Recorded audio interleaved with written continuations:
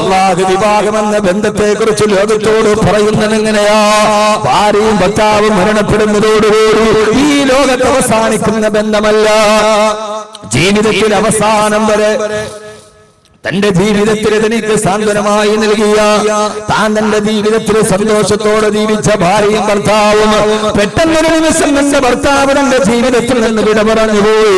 ആരടി മണ്ണിലെ കടക്കപ്പെട്ട് കഴിഞ്ഞാൽ തന്റെ പ്രിയപ്പെട്ട ഭർത്താവുമായി ജീവിതത്തിൽ കഴിഞ്ഞുപോയ നിമിഷങ്ങളോട്ട് പൊട്ടിക്കരഞ്ഞ് മരണം വരെ ഏകയായി കഴിഞ്ഞുപോയ ഒരു ഭാര്യ, ആ ഭാര്യക്ക് പിന്നെ തന്നെ മരിച്ചുപോയ ഭർത്താവിന് ഇനി ഒരിക്കലും ജീവിതത്തിൽ കണ്ടുമുട്ടാൻ കഴിയില്ലെങ്കിൽ പിന്നെ ആ കാത്തിരിപ്പിന് എന്ത് അർത്ഥമാണുള്ളത്? തന്റെ പ്രിയപ്പെട്ട പ്രാണപ്രേയസിയായ ഭാര്യ തനിക്ക് മക്കളെ പ്രസവിച്ചു തന്ന് പ്രസവത്തോടെ തന്റെ മകളെ കയ്യിൽ തന്ന് പ്രിയപ്പെട്ട ഭാര്യ 6 മണിയിലോട്ട് കടന്നു പോയാൽ ആ ഭാര്യയെ മനസ്സിൽ താലോലിച്ച് കഴിഞ്ഞു പോയ ഭർത്താവിന് ഇനി ഒരിക്കൽ കൂടി മരണപ്പെട്ടു പോയ ഭാര്യയെ ഒരിക്കൽ പോലും ജീവിതത്തിൽ കാണാൻ കഴിയില്ലെങ്കിൽ ആ കാത്തിരിപ്പിന് പിന്നെ എന്ത് അർത്ഥമാണുള്ളത്? ബന്ധങ്ങൾക്ക് എന്ത് അർത്ഥമാണുള്ളത്? കഷ്ടപ്പെട്ട് വളർത്തിയ മാതാപിതാക്കൾ മരിച്ചു മണ്ണിൻകടിയിലേക്ക് പോയി. ഇനി തന്റെ പ്രിയപ്പെട്ട ഉപ്പയെ, തന്റെ പ്രിയപ്പെട്ട ഉമ്മയെ ഒരിക്കൽ കൂടി ജീവിതത്തിൽ ഒരിക്കലും കാണാൻ കഴിഞ്ഞില്ലെങ്കിൽ പിന്നെ ആ കാത്തിരിപ്പിന് എന്തർത്ഥമാണുള്ളത്? അല്ലാഹുവിന്റെ ഖുർആൻ പറയുകയാ, ഭാര്യ ഭർത്താക്കന്മാരായി ഭൂമിയിൽ ജീവിച്ചിട്ട് ഒരാൾ പള്ളിക്കാട്ടിലേക്ക് പോയാൽ അതോടെ അവസാനിക്കുന്നില്ല ചെറുപ്പക്കാരാ. പിന്നെ അവര് കണ്ടുമുട്ടുന്നത് എവിടെ വെച്ചാ? അവര് സുന്ദരമായി കണ്ടുമുട്ടുന്ന ഒരു സ്ഥലമുണ്ട്. ആ സ്ഥലം ഏതെന്നറിയോ? നമസ്കരിച്ചവൻ മാത്രമല്ല സ്വർഗമുള്ളത്, സക്കാത്ത് കൊടുത്തവന് മാത്രമല്ല സ്വർഗമുള്ളത്, സദഖ കൊടുത്തവന് മാത്രമല്ല സ്വർഗമുള്ളത്, തഹജ്ജുദ് നിസ്കരിച്ചവന് മാത്രമല്ല സ്വർഗമുള്ളത്. നാളെ പരലോകത്ത് സ്വർഗത്തിന്റെ കവാടം തുറന്ന് ആ സ്വർഗത്തിലേക്ക് കടന്നു പോകുന്ന ആളുകളെ കുറിച്ച് പറയുമ്പോ അല്ലാഹുവിന്റെ ഖുർആൻ പറഞ്ഞതേതെന്നറിയോ? വല്ലദീന യസ്ലൂന മാ അമറല്ലാഹ് വല്ലദീന യസ്ലൂന മാ അമറല്ലാഹ് ويخشون ربهم ويخافون سوء الحساب. നെറ്റിന്ന് ഡൗൺലോഡ് ചെയ്തിട്ട് പറയുന്നതല്ല, ഇത് വിക്കിപീഡിയയിൽ എഴുതി വെച്ചതല്ല. ഇതാര് പറഞ്ഞതെന്നറിയോ? നാളെ പരലോകം സാക്ഷരമായിട്ട് ആ പരലോകത്തിന്റെ സ്വർഗത്തിന്റെ വാതിൽ തുറന്ന് കടന്നു പോകുന്നവരുടെ അംഗസംഖ്യകൾ എണ്ണിത്തിട്ടപ്പെടുത്തുമ്പോ അല്ലാഹുവിന്റെ ഖുർആൻ പറയുകയാ, വല്ലദീന യസ്ലൂന മാ അമറല്ലാഹു ബിഹി അയ്യുസലാ. അല്ലാഹു ദുനിയാവിന് കൂട്ടിച്ചേർത്ത് തന്ന ബന്ധത്തെ അവസാനം വരെ വിട്ടുപിരിയാതെ സൂക്ഷിച്ചവർ ഈ ആഡിറ്റോറിയത്തിന്റെ ഉള്ളിൽ വെച്ച് എന്ന് പറഞ്ഞ് അല്ലാഹു കൂട്ടിച്ചേർത്ത് തന്ന ബന്ധമുണ്ടല്ലോ. ഭാര്യാഭർത്താവെന്ന ബന്ധം, വാപ്പയും മക്കളെന്ന ബന്ധം, കൂടെ പുറപ്പുകളെന്ന ബന്ധം, ആ ബന്ധങ്ങൾ അല്ലാഹു ചേർത്ത് തന്ന ബന്ധങ്ങൾ, ആ ബന്ധങ്ങൾ അല്ലാഹു ചേർത്ത് തന്ന ബന്ധമാണല്ലോ. സ്വന്തം മാതാവിന്റെ ഗർഭാശയത്തിന് 4 മാസം പ്രായമുള്ളപ്പോ അല്ലാഹു പറഞ്ഞു വിട്ട മലക്ക് രേഖപ്പെടുത്തിയ ബന്ധമാണത്. ആ ബന്ധം മരണം വരെ അയ്യുസ്സലാ. ആ ബന്ധങ്ങളെ പരസ്പരം വേർപിരിയാതെ തലാഖുകളില്ലാതെ ജീവിതത്തിന്റെ വാശി വൈരാഗ്യത്തിന്റെ ഇടയിൽ പരസ്പരം പോരെടുക്കാതെ മരണം വരെ ആ ബന്ധത്തെ കാത്തു സൂക്ഷിച്ച ആളുകൾ അവരാ ബന്ധത്തെ കാത്തു സൂക്ഷിച്ചെന്ന് മാത്രമല്ല വയഖ്ശൗന റബ്ബഹും, ഭാര്യഭർത്താക്കന്മാരായി ജീവിക്കുമ്പോ വയഖ്ശൗന റബ്ബഹും, തങ്ങളുടെ പ്രിയപ്പെട്ട രക്ഷിതാവിനെ ഭയപ്പെടുകയും തങ്ങളുടെ പ്രിയപ്പെട്ട രക്ഷിതാവിനെ ഭയപ്പെടുകയും വയഖാഫൂന സൂഅൽ ഹിസാബ്, നാളെ പരലോകത്തിന്റെ വിചാരണയെ വല്ലാതെ പേടിച്ച് ജീവിച്ച ഭാര്യഭർത്താക്കന്മാർ ശ്രദ്ധിച്ചു കേൾക്കണേ സഹോദരങ്ങളെ. അങ്ങനെ ജീവിച്ച തങ്ങളുടെ ബന്ധങ്ങളെ കൂട്ടിപ്പിടിച്ചു നിർത്തി പടച്ചറപ്പിനെ ഭയന്ന് വിചാരണകളുടെ ദിവസത്തെ കുറിച്ച് ബോധ്യമുണ്ടായി ഈ ഭൂമിയിൽ ജീവിച്ച ഭാര്യഭർത്താക്കന്മാർ അവര് നാളെ കടന്നു പോകുന്നത് എവിടേക്കെന്നറിയോ? ജന്നാത്തു അദ്നിൻ യദ്ഖുലൂനഹാ ومن صلح من آبائهم وأزواجهم وذرياتهم. الله അള്ളാഹു പറയുകയാ ജന്നാത്തു അദ്നിൻ ഏദൻ തോട്ടം, ജന്നാത്തു അദ്നിൻ ഏദൻ തോട്ടം. ഏതാണ് ഏദൻ തോട്ടം? അള്ളാഹുവിന്റെ ഖുർആൻ പറയാ അങ്ങനെ ജീവിക്കുന്ന ഭാര്യ ഭർത്താക്കന്മാർ. ഞാൻ ഈ പറയുന്നത് സൂറത്ത് ഹൂദ്. ജന്നാത്തു അദ്നിൻ ഏദൻ തോട്ടത്തിലേക്ക് അവർ കടന്നു പോകും. എന്താ ഏദൻ തോട്ടം? ഖുർആൻ എത്ര ഭംഗിയായിട്ടാ പറയുന്നത് നിങ്ങളൊന്ന് ചിന്തിച്ചു നോക്കുകയും. ഖുർആൻ കാലികമാണ്, സാർവലൗകികമാണ്. ഖുർആന്റെ ഒരു പരാമർശം നമുക്ക് കേട്ടാൽ 6-ാം നൂറ്റാണ്ടിൽ ജീവിക്കുന്നവന് തോന്നും എന്നോട് പറയാൻ, 10-ാം നൂറ്റാണ്ടിൽ ജീവിക്കുന്നവൻ അപ്പോൾ വായിച്ചാൽ തോന്നും ഇത് എന്നോടാണ് സംസാരിക്കുന്നതെന്ന്. 21-ാം നൂറ്റാണ്ടിൽ ഇപ്പോൾ ജീവിക്കുന്നവന് തോന്നും ഖുർആൻ എന്നോടാണ് സംസാരിക്കുന്നത് എന്ന്. അതാണ് ഖുർആന്റെ പ്രത്യേകത. അതാണ് ഖുർആൻ. ആ ഖുർആൻ നമ്മോടാണ് എപ്പോഴും സംസാരിക്കുക. ജന്നാത്തു അദ്നിൻ ഏദൻ തോട്ടം. നമ്മുടെ കേരളത്തിൽ ഇന്ന് സംഭവിക്കുന്ന ഏറ്റവും പ്രധാനപ്പെട്ട ഒന്ന്, ചാനലുകളിൽ ഭാര്യ ഭർത്താക്കന്മാർക്ക് വേണ്ടി റിയാലിറ്റി ഷോകൾ നടക്കാറുണ്ട്. കുറെ കാലഘട്ടം മുമ്പ് അത് പാട്ടുപാടുന്ന പെണ്ണിൽ തുടങ്ങി, പിന്നീട് വയസ്സുള്ളവർക്കായി, ഇപ്പൊ ഏറ്റവും അടുത്തത് ഭാര്യ ഭർത്താക്കന്മാർക്ക് വേണ്ടി മെയ്ഡ് ഫോർ ഈച്ച് അതർ. ഈ അടുത്ത കാലത്ത് നടന്ന കേരളത്തിലെ ഏറ്റവും പ്രധാനപ്പെട്ട ഭാര്യ ഭർത്താക്കന്മാർക്ക് വേണ്ടിയുള്ള ഒരു റിയാലിറ്റി ഷോയാണ് മെയ്ഡ് ഫോർ ഈച്ച് അതർ. അങ്ങനെയല്ലേ അല്ലേ കുട്ടികളെ? നിങ്ങൾ അതുപോലെ നോക്കാത്ത മുത്തക്കീങ്ങളാ. ഇപ്പൊ നിങ്ങളോട് വാല പറഞ്ഞതിന് അവർക്കതൊന്നും അറിയില്ല. സാധുക്കൾ ഞാൻ അറിഞ്ഞോണ്ടാ പറയാ, കാരണം അതിന്റെ പേരിൽ കുറെ കൂരമ്പുകൾ കിട്ടിയ ആളാ ഞാൻ, അതുകൊണ്ടാ പറയാ. മെയ്ഡ് ഫോർ ഈച്ച് അതർ, അതിനകത്ത് 1-ാം സമ്മാനം വാങ്ങിച്ചത് ഈ പ്രാവശ്യം നമ്മുടെ സമുദായത്തിന്റെ കപ്പിൾസ്. ഞാൻ അതിനെതിരെ പ്രസംഗിച്ചതിന്റെ പേരിലാണ് അതിൽ സമ്മാനം കിട്ടിയ ആളുടെ പിതാവ് എനിക്കെതിരെ ഫേസ്ബുക്കിൽ ആരോപണം ഉന്നയിച്ചു. അയാളെന്നെ നാട്ടുകാരനാണ്. ഫേസ്ബുക്കിൽ എനിക്കെതിരെ ഏറ്റവും വലിയൊരു ആരോപണം ഈ സമയത്തുണ്ടായത്, കാഞ്ഞാറിൽ നടന്ന തബ്ലീഗ് ജമാഅത്തെ ഇസ്ലാമി വഹാബി കൂട്ടുകെട്ടടച്ച പ്രസംഗത്തിൽ സമസ്തയുടെ പ്രഭാഷകൻ കബീർ വാക്കവി പങ്കെടുത്തു. നുമ്മുമാടെ പുണ്ണാക്ക്. അതായിരുന്നു ഫേസ്ബുക്കിലെ വാർത്ത. എന്താണെന്നറിയോ? എന്റെ നാട്ടിൽ ഇപ്പൊ ഞാൻ എന്റെ ജന്മനാടാണ്. ആ ജന്മനാടിൽ എല്ലാവരും ഒരുമിച്ച് നടത്തിയൊരു പ്രസംഗം. ആ പ്രസംഗത്തിൽ പങ്കെടുത്ത് അവിടുത്തെ പ്രധാനപ്പെട്ട ദീനിന്റെ ഏറ്റവും വലിയ ഹോൾസെയിൽ വക്താവാണ് ഇദ്ദേഹം. അറിയാമല്ലോ നിങ്ങൾക്ക് ആരായിരിക്കുമെന്ന്. ചേളാരി പ്രഭാഷകൻ എന്നെ പ്രയോഗിച്ചപ്പോൾ തന്നെ മറുഭാഗത്ത് പറഞ്ഞ ആരാന്നറിയാലോ? അദ്ദേഹത്തിന്റെ മകൻ വലിയ ദീനിന്റെ ആളാണ്. ഈ പറഞ്ഞ ആളുകളെ മുഴുവൻ ദീനിൽ നിന്ന് പുറത്താക്കുന്ന ആളാണ്. സ്വന്തം മകൻ മകളുമായി റിയാലിറ്റി ഷോയിലും മലേഷ്യയിൽ തുണി ഉരുന്നിട്ടാടി അതിൽ നിന്ന് കിട്ടിയ 40 ലക്ഷത്തിന്റെ ഫ്ലാറ്റിൽ പോയി ഉളുപ്പില്ലാതെ കിടന്നുറങ്ങിയ ആ പ്രവർത്തകനോട് ഞാൻ പറഞ്ഞു, ഇത് അപമാനമാണെന്ന് അതിനെതിരെ പ്രസംഗിച്ചപ്പോ അതിന്റെ കലിതെത്തിയത് ഫേസ്ബുക്കിലാണ്. ഞാൻ പറയാൻ ഇനി 1000 വട്ടം അവരുടെ മുറ്റത്ത് നിന്നിട്ട് ഞാനത് വിളിച്ചു പറയും. എന്നെ സംബന്ധിച്ചിടത്തോളം ഇതൊരു പ്രശ്നമേ അല്ല. കാരണം എന്നെ നട്ടെല്ല് വാടപ്പിണ്ടിയല്ല, നല്ല ബലമുള്ള എല്ല് വെച്ചിട്ടാണ് പ്രസംഗിക്കാൻ ഇറങ്ങിയത്. അതുകൊണ്ട് തന്നെ അള്ളാഹുവിന്റെ ദീൻ നിരോധിച്ച ഒരു കാര്യത്തിന് സമരസപ്പെട്ട് അത് ഹലാലാണെന്ന് പറഞ്ഞു കൊടുക്കണമെന്നാണ് ഈ സമൂഹത്തിന്റെ താല്പര്യമെങ്കിൽ പിന്നെ നമ്മൾ എന്തിനാണ് പ്രബോധനം നടത്തുക? ആരുടേതാണെങ്കിലും പറയണ്ടേ? വലിയ ദീനി പ്രവർത്തകനാണെന്ന് പറഞ്ഞ് അയാൾ വലിയ ആളാന്ന് പറഞ്ഞിട്ട്,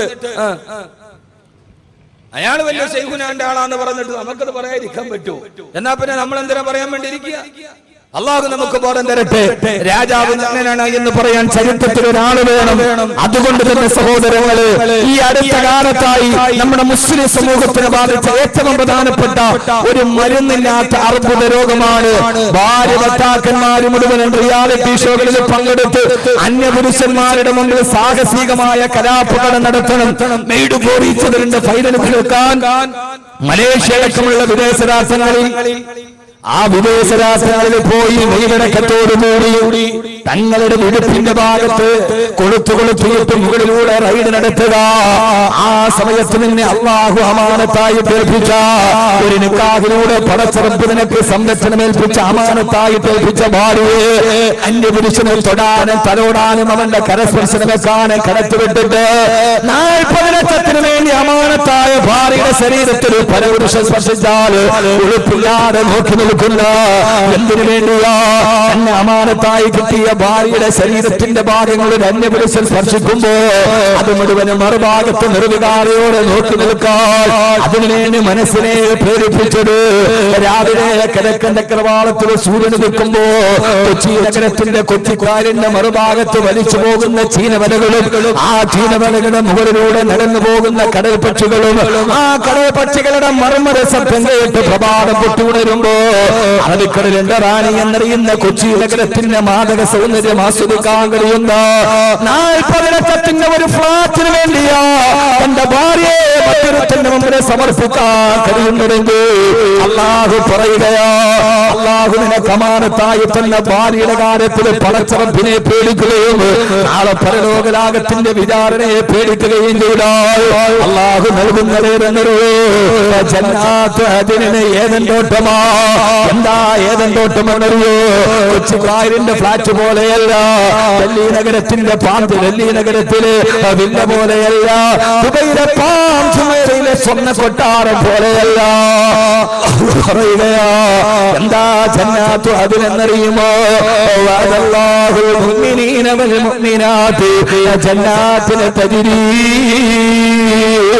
മിന തഹ്തിഹൽ അൻഹാർ വമസാകിന തയ്യിബത്തുൻ ഫീ ജന്നാത്തി അദ്ൻ പച്ചപ്പരവതാനി വിരിച്ച ഭൂമേടുകളുടെ താഴ്ഭാഗത്ത് കൂടി സുന്ദരി പെണ്ണിന്റെ കാലിൽ കിടക്കുന്ന വെള്ളിക്കൊലുസ് പോലെ തടം തെളിയാത്ത പതഞ്ഞെടുക്കുന്ന ജനവിധാനങ്ങളുടെ മർമ്മര ശബ്ദവും ആ മർമ്മര ശബ്ദത്തിന്റെ മറുഭാഗത്ത് ഒറ്റമുറ്റിനാലുള്ള മാളികയിൽ സ്ഥാപിക്കപ്പെട്ട ഒരു സുന്ദരമായ ഭവനം നിനക്ക് ഞാൻ ബാക്കി വെച്ചിരിക്കുകയാ എന്റെ പ്രിയപ്പെട്ട ഭർത്താക്കന്മാരെ എന്റെ ഭാര്യയെ മറ്റൊരുത്തിന്റെ മുമ്പിലേക്ക് കടത്തി വിട്ടിട്ട് വാങ്ങിക്കുന്ന ഫ്ലാറ്റുകളല്ല നാളെ 6 മണ്ണിൽ നിന്ന് പുനർജന്മം നൽകി അല്ലാഹുവിന്റെ പരലോകത്ത് പോയി നിൽക്കുമ്പോ അവിടെ നിനക്ക് ഞാനൊരു വീട് സ്ഥാപിച്ചിട്ടുണ്ട് ആ വീടിരിക്കുന്നത് ഏതൻ തോട്ടത്തിലാണ് ആ ഏതൻ തോട്ടത്തിലൂടെ കടന്നു പോകുന്നതാരെന്നറിയോ ആ ഏതൻ തോട്ടത്തില് വീട്ടിലേക്ക് കടക്കുന്നതാരാ സ്വർഗത്തിലെ കുടുംബം എന്നെ ശീർഷകത്തിന്റെ പ്രഭാഷണം ഞാൻ ഇവിടെ തുടങ്ങട്ടെ ഏതൻ തോട്ടത്തിലൂടെ കടന്നു പോകുന്നവരാരാ അല്ലാഹു പറയുകയാണ്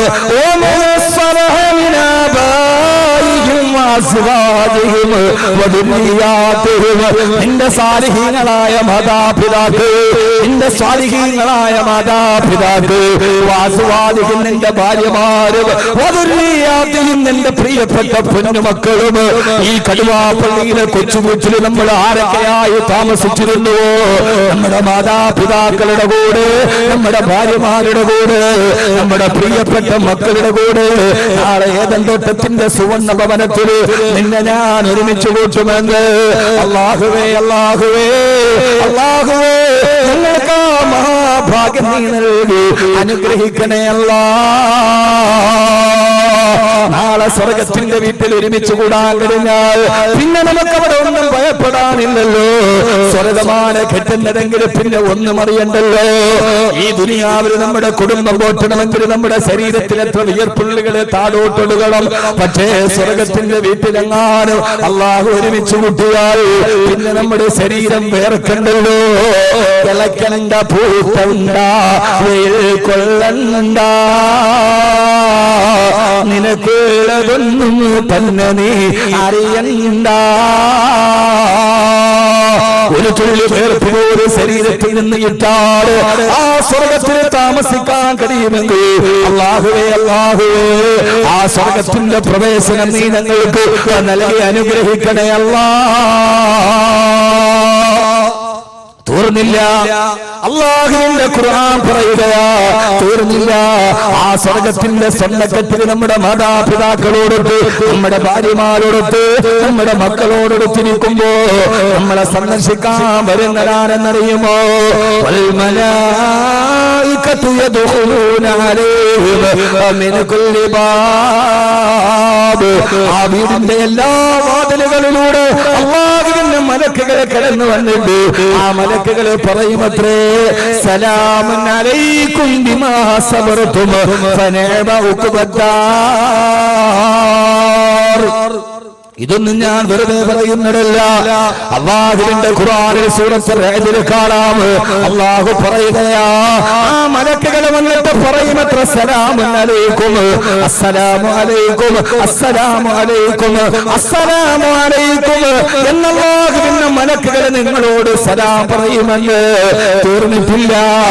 അറാവ ഇന്നലെ മുത്തഖീന ഹുസ്ന മആബ് ജന്നാത്തു അദ്നിൽ മുഫത്തഹത ലഹുൽ അബ്വാബ് മുത്തഖീന ഫീഹാ യദൂന ഫീഹാ ബിഫാകിഹത്തിൻ കസീറത്തിൻ വശറാബ്. ആ സ്വർഗ്ഗത്തിന്റെ സ്വർണ്ണക്കട്ടിൽ നിനക്ക് കഴിക്കാൻ പഴമെടുത്തു വരുന്നുണ്ട്. നിനക്ക് കുടിക്കാനുള്ള പാനീയങ്ങളുമായി സേവകർ നിന്നെ കാത്തിരിക്കുന്നു. കുടിക്കുന്ന ജലമേ ചത്തിടും കാഫൂറ, കലരാത്ത തേനൊലിക്കുന്നതാണ് അനഹാറ. നല്ല പഴവർഗ്ഗങ്ങൾ കൊതിക്കുന്ന പഴമടുക്കുന്നതാ കയറണ്ട, പറിച്ചാലുടൻ മുളക്കുന്നതാ കുറയണ്ട. നല്ല പഴവർഗ്ഗങ്ങളും കഴിച്ച് ആ സ്വർഗത്തിൽ ഏദൻ തോട്ടത്തിലെ ഒരു സുന്ദരമായ വീട്ടിൽ മസാകിന തയ്യിബ എന്നാണ് ഖുർആൻ പറഞ്ഞത്. അതിന്റെ അർത്ഥം വില്ലയാണ് കിട്ടുന്നതെന്നാണ്, ഫ്ലാറ്റ് അല്ല. കാരണം മസാകിന തയ്യിബ എന്നതിന്റെ അർത്ഥം എന്താ? സുന്ദരമായ മസ്കൻ എന്ന് പറഞ്ഞ ഫ്ലാറ്റ് അല്ല, മസാകിന തയ്യിബ അത് വില്ലയാണ്. എന്തുകൊണ്ട് അല്ലാഹു സ്വർഗത്തിൽ ഒരു സമ്മാനം തന്നാൽ ആ സമ്മാനത്തിൽ വേറെ യാതൊരുവിധ ബുദ്ധിമുട്ടും ഉണ്ടാവില്ല. സ്വർഗം എന്ന് പറഞ്ഞാൽ അതിനകത്തൊരു ബുദ്ധിമുട്ടും പാടില്ല. അത് അനുഭവിക്കുന്ന ആളുകൾക്ക് ഇത് വേണ്ടായിരുന്നു എന്ന് തോന്നാൻ പാടില്ല.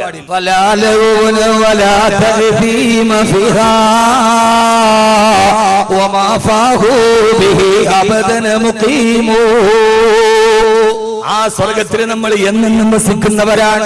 സ്വർഗത്തിൽ ഒരു അനുഗ്രഹം കിട്ടിയാൽ പിന്നെ അതിനൊരു പരാതി പാടില്ല. ഫ്ലാറ്റ് ആണെങ്കിൽ എന്ത് പറയും? കാരണം എന്താ? സ്വർഗത്തിൽ ഒന്നും മനുഷ്യന് ഉപദ്രവം ഉണ്ടാക്കാൻ പാടില്ല. ഹബീബായ മുത്തുനബി ആയത്തോട് കൊടുത്തു, നല്ല ഇലന്നവനെന്നാളെ സ്വർഗത്തിലുണ്ട്. അപ്പോഴാണ് ഖുറൈശികൾ ചോദിച്ചത്, ഏ മുഹമ്മദേ, ഇലന്ത മരത്തിന് മുള്ളുണ്ടല്ലോ, അഫിൽ ജന്നത്തി ശജറത്തുൻ തുദി സാഹിബഹാ, ആ സ്വർഗത്തിലെ ഇലന്ത മരത്തിന് മുള്ളുണ്ടെങ്കിൽ സ്വർഗവാസികൾ നടന്നു പോകുമ്പോ അവരുടെ വസ്ത്രമാ മുള്ളിലോടക്കുമല്ലോ മുഹമ്മദേ. അപ്പോഴാണ് മുത്തുനബി ചോദിച്ചത്, ആ സമയത്തും ഖൗലല്ലാഹി തആല ഫീ സിദരിൻ മഖ്ലൂദ്, മുള്ളില്ലാത്ത ഇലന്ത മരം എന്റെ റബ്ബ് പറഞ്ഞു തന്നത്. സിദർ എന്ന് മാത്രമല്ലല്ലോ, ഫീ സിദരിൻ മഖ്ലൂദ്, മുള്ളില്ലാത്ത ഇലന്ത മരം. അപ്പൊ സ്വർഗത്തിലെ മരത്തിന് മുള്ളു പോലും ഇല്ല എന്നാണ്. അപ്പൊ ഫ്ലാറ്റ് അല്ല എന്ന് ഞാൻ പറയാൻ കാരണം ഫ്ലാറ്റായ 10ാമത്തെ നില താമസിക്കുന്ന ആള് വേസ്റ്റ് കീപ്പോട്ടിട്ടാൽ താഴെ ഇരിക്കുന്ന പറയിച്ചേ വേണ്ടാറുന്നു. ഇനി 10ാമത്തെ നിലയിൽ താമസിക്കുന്ന ഒരാൾക്ക് അത്യാവശ്യത്തിന് താഴേക്ക് വരണമെങ്കിൽ കാത്തു നിൽക്കണം. സ്വർഗത്തിൽ ഇതൊന്നും ഇല്ല. അതുകൊണ്ട് മസാക്കിന തയ്യിബ എന്ന് പറഞ്ഞാൽ അവനോൻ ഓരോ വീടാണ്. മസാക്കിന തയ്യിബ കൊച്ചിക്കായലിന്റെ ഫ്ലാറ്റ് അല്ല, പച്ചപ്പരവതാനി വിരിച്ച പുൽമേടുകളുടെ മറുഭാഗത്ത് തടം തള്ളിയാത്തൊടുക്കുന്ന അരുവികളോട് കിന്നരം പറഞ്ഞ് ഇലകൾ താഴോട്ട് കുണിഞ്ഞു നിന്ന് പ്രണയത്തിന്റെ ആദ്യാക്ഷരം പറയുന്ന മർമര ശബ്ദങ്ങൾ ചിറച്ച് പ്രഭാതത്തിൽ എഴുന്നേറ്റ് പോകുന്ന പ്രഭാതകളികൾ നിന്നെ പാട്ടുപാടി പ്രഭാത കിരണങ്ങളും നൽകുന്ന ഒരു സുന്ദരമായ രാത്രിയും ഒരു സുന്ദരമായ വീടും നിനക്ക് ഞാൻ തരാം. പക്ഷേ ആർക്കാണ് ഇത് കൊടുക്കുന്നത്? അല്ലാഹു പറയുകയാണ്, വമൻ സലക മിൻ ആബായിഹിം, സാലിഹീങ്ങളായ മാതാപിതാക്കൾ, വഅസ്വാദിഹിം ഭാര്യമാർ, വദുരിയാതിഹിം സാലിഹീങ്ങളായ മക്കൾ. അതാണല്ലോ കുടുംബം. കുടുംബം എന്ന് പറഞ്ഞാൽ വാപ്പ, മാതാപിതാക്കൾ, ഭാര്യ, ഭർത്താക്കന്മാർ, മക്കൾ. അതാണ് സ്വർഗത്തിലെ കുടുംബം. ഞാൻ ഈ പറഞ്ഞത് സൂറത്തുൽ റഅദിന്റെ ആയത്താണ്. അല്ലാഹു നമ്മളെ ആ സ്വർഗത്തിൽ എത്തിക്കട്ടെ. നിങ്ങളൊന്ന് ആലോചിച്ച് നോക്കി, നേരെ സ്വർഗത്തിന്റെ വാതിൽ തുറക്കുക. വാപ്പയുണ്ട്, ഉമ്മയുണ്ട്, ഭാര്യയുണ്ട്, മക്കളുണ്ട്, എല്ലാവരുമായിട്ട് സ്വർഗത്തിന്റെ അകത്ത് കയറി ആ സ്വർണ്ണ കട്ടിൽ ഇങ്ങനെ ചാരി ഇരിക്കുമ്പോ മുത്തഖീന ഫീഹാ യദഊന ഫീഹാ ബിഫാകിഹത്തിൻ കസീറത്തിൻ വശറാബ്, ഇഷ്ടപ്പെട്ട പഴം, ഇഷ്ടപ്പെട്ട പാനീയം, ഇഷ്ടപ്പെട്ട വസ്ത്രം എല്ലാം ധരിച്ചിങ്ങനെ ഇരിക്കുമ്പോ ഓരോ വാതിലൂടെ വൽ മലായികത്തു യദ്ഖുലൂന അലൈഹിം മിൻ കുല്ലി ബാബ്, ഓരോ വാതിലൂടെ ഈ മലക്കുകൾ വന്നിട്ട് പറയുന്നു സലാമുൻ അലൈക്കും, അസ്സലാമു അലൈക്കും, അസ്സലാമു അലൈക്കും, അസ്സലാമു അലൈക്കും. അല്ലാഹു നിങ്ങൾക്ക് സമാധാനം നൽകട്ടെ. നിങ്ങൾ ജീവിതത്തിൽ ഒത്തിരി കഷ്ടപ്പെട്ടവരാണല്ലോ, നിങ്ങളുടെ ജീവിതത്തിൽ വല്ലാതെ ദുഃഖിച്ചവരാണല്ലോ, നിങ്ങൾക്ക് രോഗമുണ്ടായിരുന്നല്ലോ. സ്വർഗത്തിൽ ഇതൊന്നുമില്ല, സങ്കടമില്ല, സന്താപമില്ല, കണ്ണുനീരുകളില്ല, ആകുലതകളില്ല, വ്യാകുലതകളില്ല, വ്യഥകളില്ല, ശ്രദ്ധകളില്ല, പ്രയാസമില്ല, പരിതാപമില്ല, പരിഭവമില്ല, പരിദേവനമില്ല, പരിമിതികളില്ല, പതിതരില്ല, ഒന്നുമില്ലാത്ത ഈ സ്വർഗത്തിൽ നിങ്ങൾക്ക് ഞാൻ ഓരോ വാതിലൂടെയും കയറി വന്ന് മലക്കുകൾ പറയും അസ്സലാമു അലൈക്കും, അസ്സലാമു അലൈക്കും, അസ്സലാമു അലൈക്കും. അല്ലാഹു നമുക്ക് ആ മഹാഭാഗ്യം നൽകി അനുഗ്രഹിക്കട്ടെ. ആമീൻ പറ. മനുഷ്യന്മാരെ, നിങ്ങൾക്ക് ആർക്കെങ്കിലും ആഗ്രഹമുണ്ടോ ഇങ്ങനെ ഭാര്യയോടും മക്കളോടും മാതാപിതാക്കളോടൊക്കെ സ്വർഗത്തിരിക്കാൻ? ഉണ്ടോ? അങ്ങനെ ആഗ്രഹമുള്ള ആളുകളൊക്കെ ഒന്ന് കൈവെക്കുക, നോക്കട്ടെ. പടച്ച തമ്പുരാനെ, ഇവിടത്തെ ഭാര്യയാണ് കേട്ടോ, അവിടത്തെ ഭാര്യയല്ല. അതാ കുറെ പേര് താത്തി കൈ ബൈക്കിലെല്ലാരും താഴ്ത്തിയല്ല, ഇവിടുത്തെ ഭാര്യ തന്നെ അവിടെ കിട്ടണെന്ന് പറഞ്ഞിട്ടാ താഴ്ത്തി. മുത്തലീഫുകളൊക്കെ കൈപൊക്കി. ദർശനം 4ാം ക്ലാസ് എത്തിയതേ ഉള്ളൂ. മക്കളെ, സമയം കുറെ ഉണ്ട്. ഇനി 8ാം ക്ലാസ് ഒക്കെ കഴിഞ്ഞ് ബാക്കിയാത്തി പോയി തിരിച്ചു വന്ന് 10 വർഷം ഒരു പള്ളിയിൽ ജോലി ചെയ്താലേ ഉള്ളൂ മഹർ കൊടുക്കാനുള്ള പൈസ കിട്ടുള്ളൂ. കാരണം പള്ളിയിലെ ഖത്തീബിന്റെ ശമ്പളവും ക്ലോസറ്റിലെ വെള്ളവും ഒരേപോലെയാണ്. യസീദ് വലാ യൻഖുസ്. അതൊരു ജമാഅത്തായിട്ട് അങ്ങനെ പോകും. ഇപ്പൊ എല്ലാവരും കുറെ പേര് പറഞ്ഞു ദുനിയാവിലെ ഭാര്യമാരെ തന്നെ എന്ന് പറഞ്ഞപ്പോ ആളുകൾ കൈതാഴ്ത്തി. ഇത് നമ്മുടെ ഒരു തെറ്റിദ്ധാരണയാണ്. പടച്ചോനെ, ഈ സാധനം ഇനി സ്വർഗത്തിലും വരുമെന്ന് കരുതിയിട്ട, അവിടെയെങ്കിലും ഊരുളിയങ്ങളെ കിട്ടുമെന്ന് വിചാരിച്ചിട്ടാണ് വാക്യം എന്ന് ഓതണത്. ഇനി ഈ സാധനം അവിടെയും വരുമെന്ന് വിചാരിച്ചിട്ടാ? അതാണ് ചിലരുടെ ധാരണ. കാരണം അവൾക്ക് ചില ദുസ്വഭാവമുണ്ട്, അവളെ എനിക്ക് ഇഷ്ടമല്ല, അവള് വല്ലാതെ സംസാരിക്കുന്ന ആളാണ്. പക്ഷെ ഒരു കാര്യം നിങ്ങൾ പഠിച്ചോളി, സ്വർഗത്തിലെത്തുമ്പോ ഒരു ഭാര്യക്ക്, നമ്മുടെ ഇപ്പോഴത്തെ ഭാര്യക്ക് നമുക്ക് ഇഷ്ടപ്പെടാത്ത എന്തെങ്കിലും സ്വഭാവമുണ്ടെങ്കിൽ അതൊക്കെ മാറ്റിയിട്ടാണ് അല്ലാഹു സുബ്ഹാനഹു വ തആല സ്വർഗത്തിൽ തരിക. അല്ലാഹു പറയുകയാണ് വനസൈനാ മാ ഫീ സുദൂരിഹിം മിൻ ഗില്ലിൻ ഇഖ്വാനാ അലാ സുറുരിൻ മുതഖാബിലീൻ. അല്ലാഹു നമ്മളോട് പറഞ്ഞു തന്നത്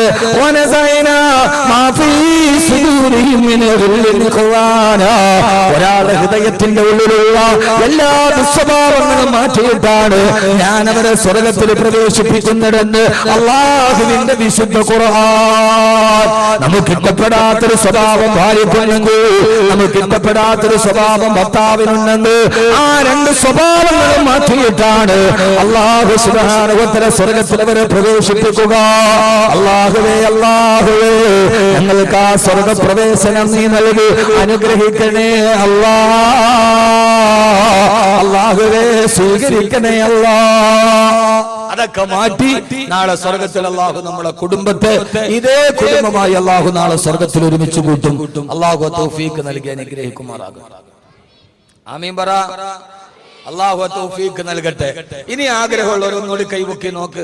അങ്ങനെ തന്നെ സ്വർഗത്തിൽ എത്തണം കുടുംബമായി എന്നെത്തണം. കല്യാണം കഴിക്കാത്തവരൊക്കെ താത്തിയിട്, എല്ലാരും പൊക്കി.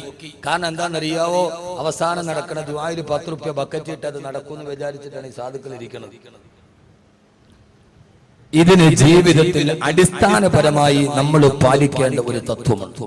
ഭാര്യയും മക്കളുമായി ജീവിക്കുമ്പോ, മാതാപിതാക്കളുമായി ജീവിക്കുമ്പോ ആ സമയത്തൊക്കെ നമ്മൾ പാലിക്കേണ്ട ഒരു അടിസ്ഥാന തത്വം ഒന്ന്, അത് ഖുർആൻ വളരെ വ്യക്തമായി, ഞാൻ ഈ പറയുന്നതൊന്നും ഗൂഗിളിൽ നിന്ന് സെർച്ച് ചെയ്തെടുത്തതല്ല, അള്ളാഹുവിന്റെ വിശുദ്ധ ഖുർആൻ പറയുന്നു, നാളെ മലക്കുകൾ വന്നിട്ട് അവരോട് പറയും സലാമുൻ അലൈക്കും.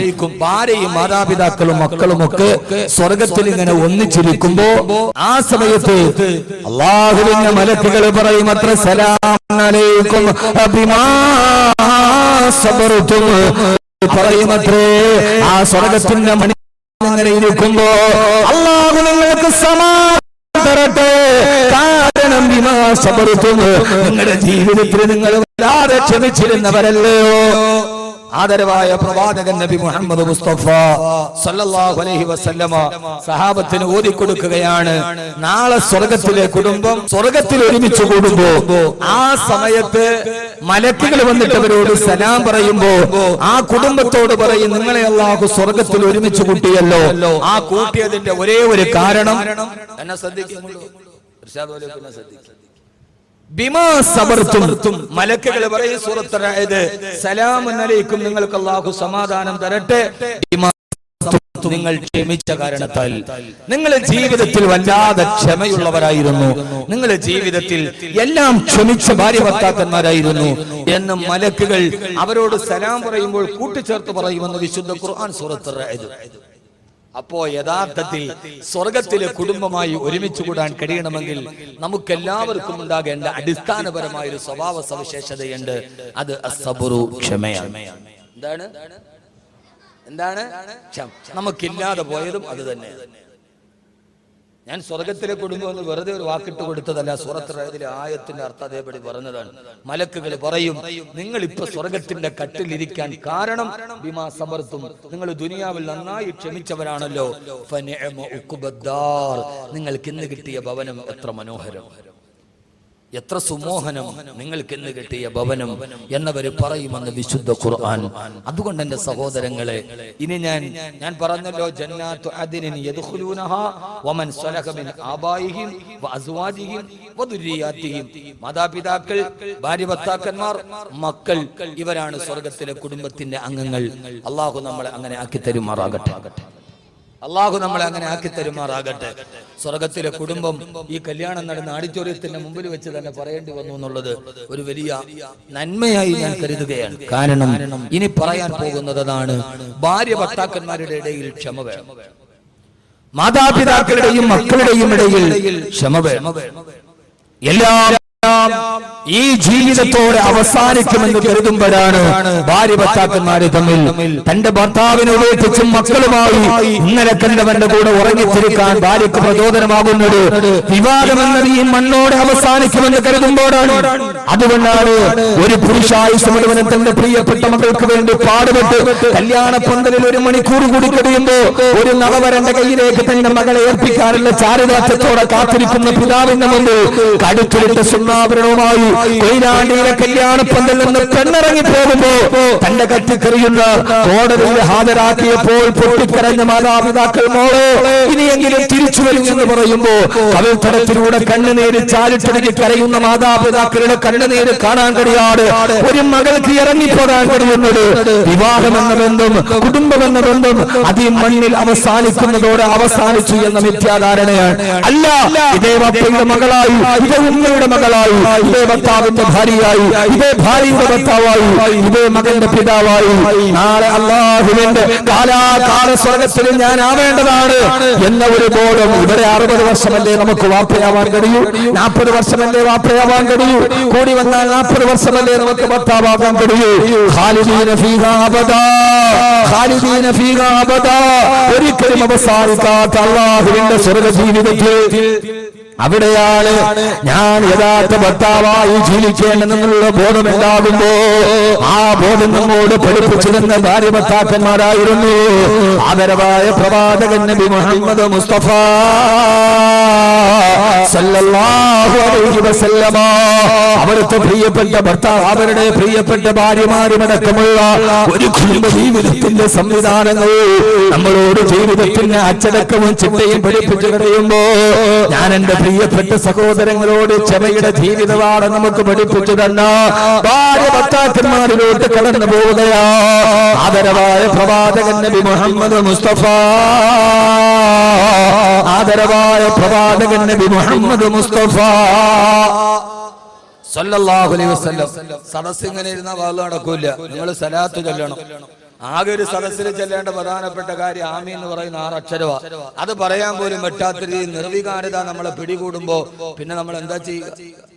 നമുക്കിപ്പോ വാളിന്റെ സദസ്സൊക്കെ വന്ന് ആമീൻ എന്ന് പറയുന്ന 6 അക്ഷരം പറഞ്ഞാൽ മതി. നമ്മൾ അതിന് പോലും കഴിയാത്ത രീതിയിൽ നമ്മൾ വേറൊരു ലോകത്തായി പോയി, അല്ലേ? നിങ്ങളുടെ ജോലി എന്താ? സലാത്ത് പറയുക, ആമീൻ പറയുക 2 മണിക്കൂറിന്റെ ഇടയിൽ.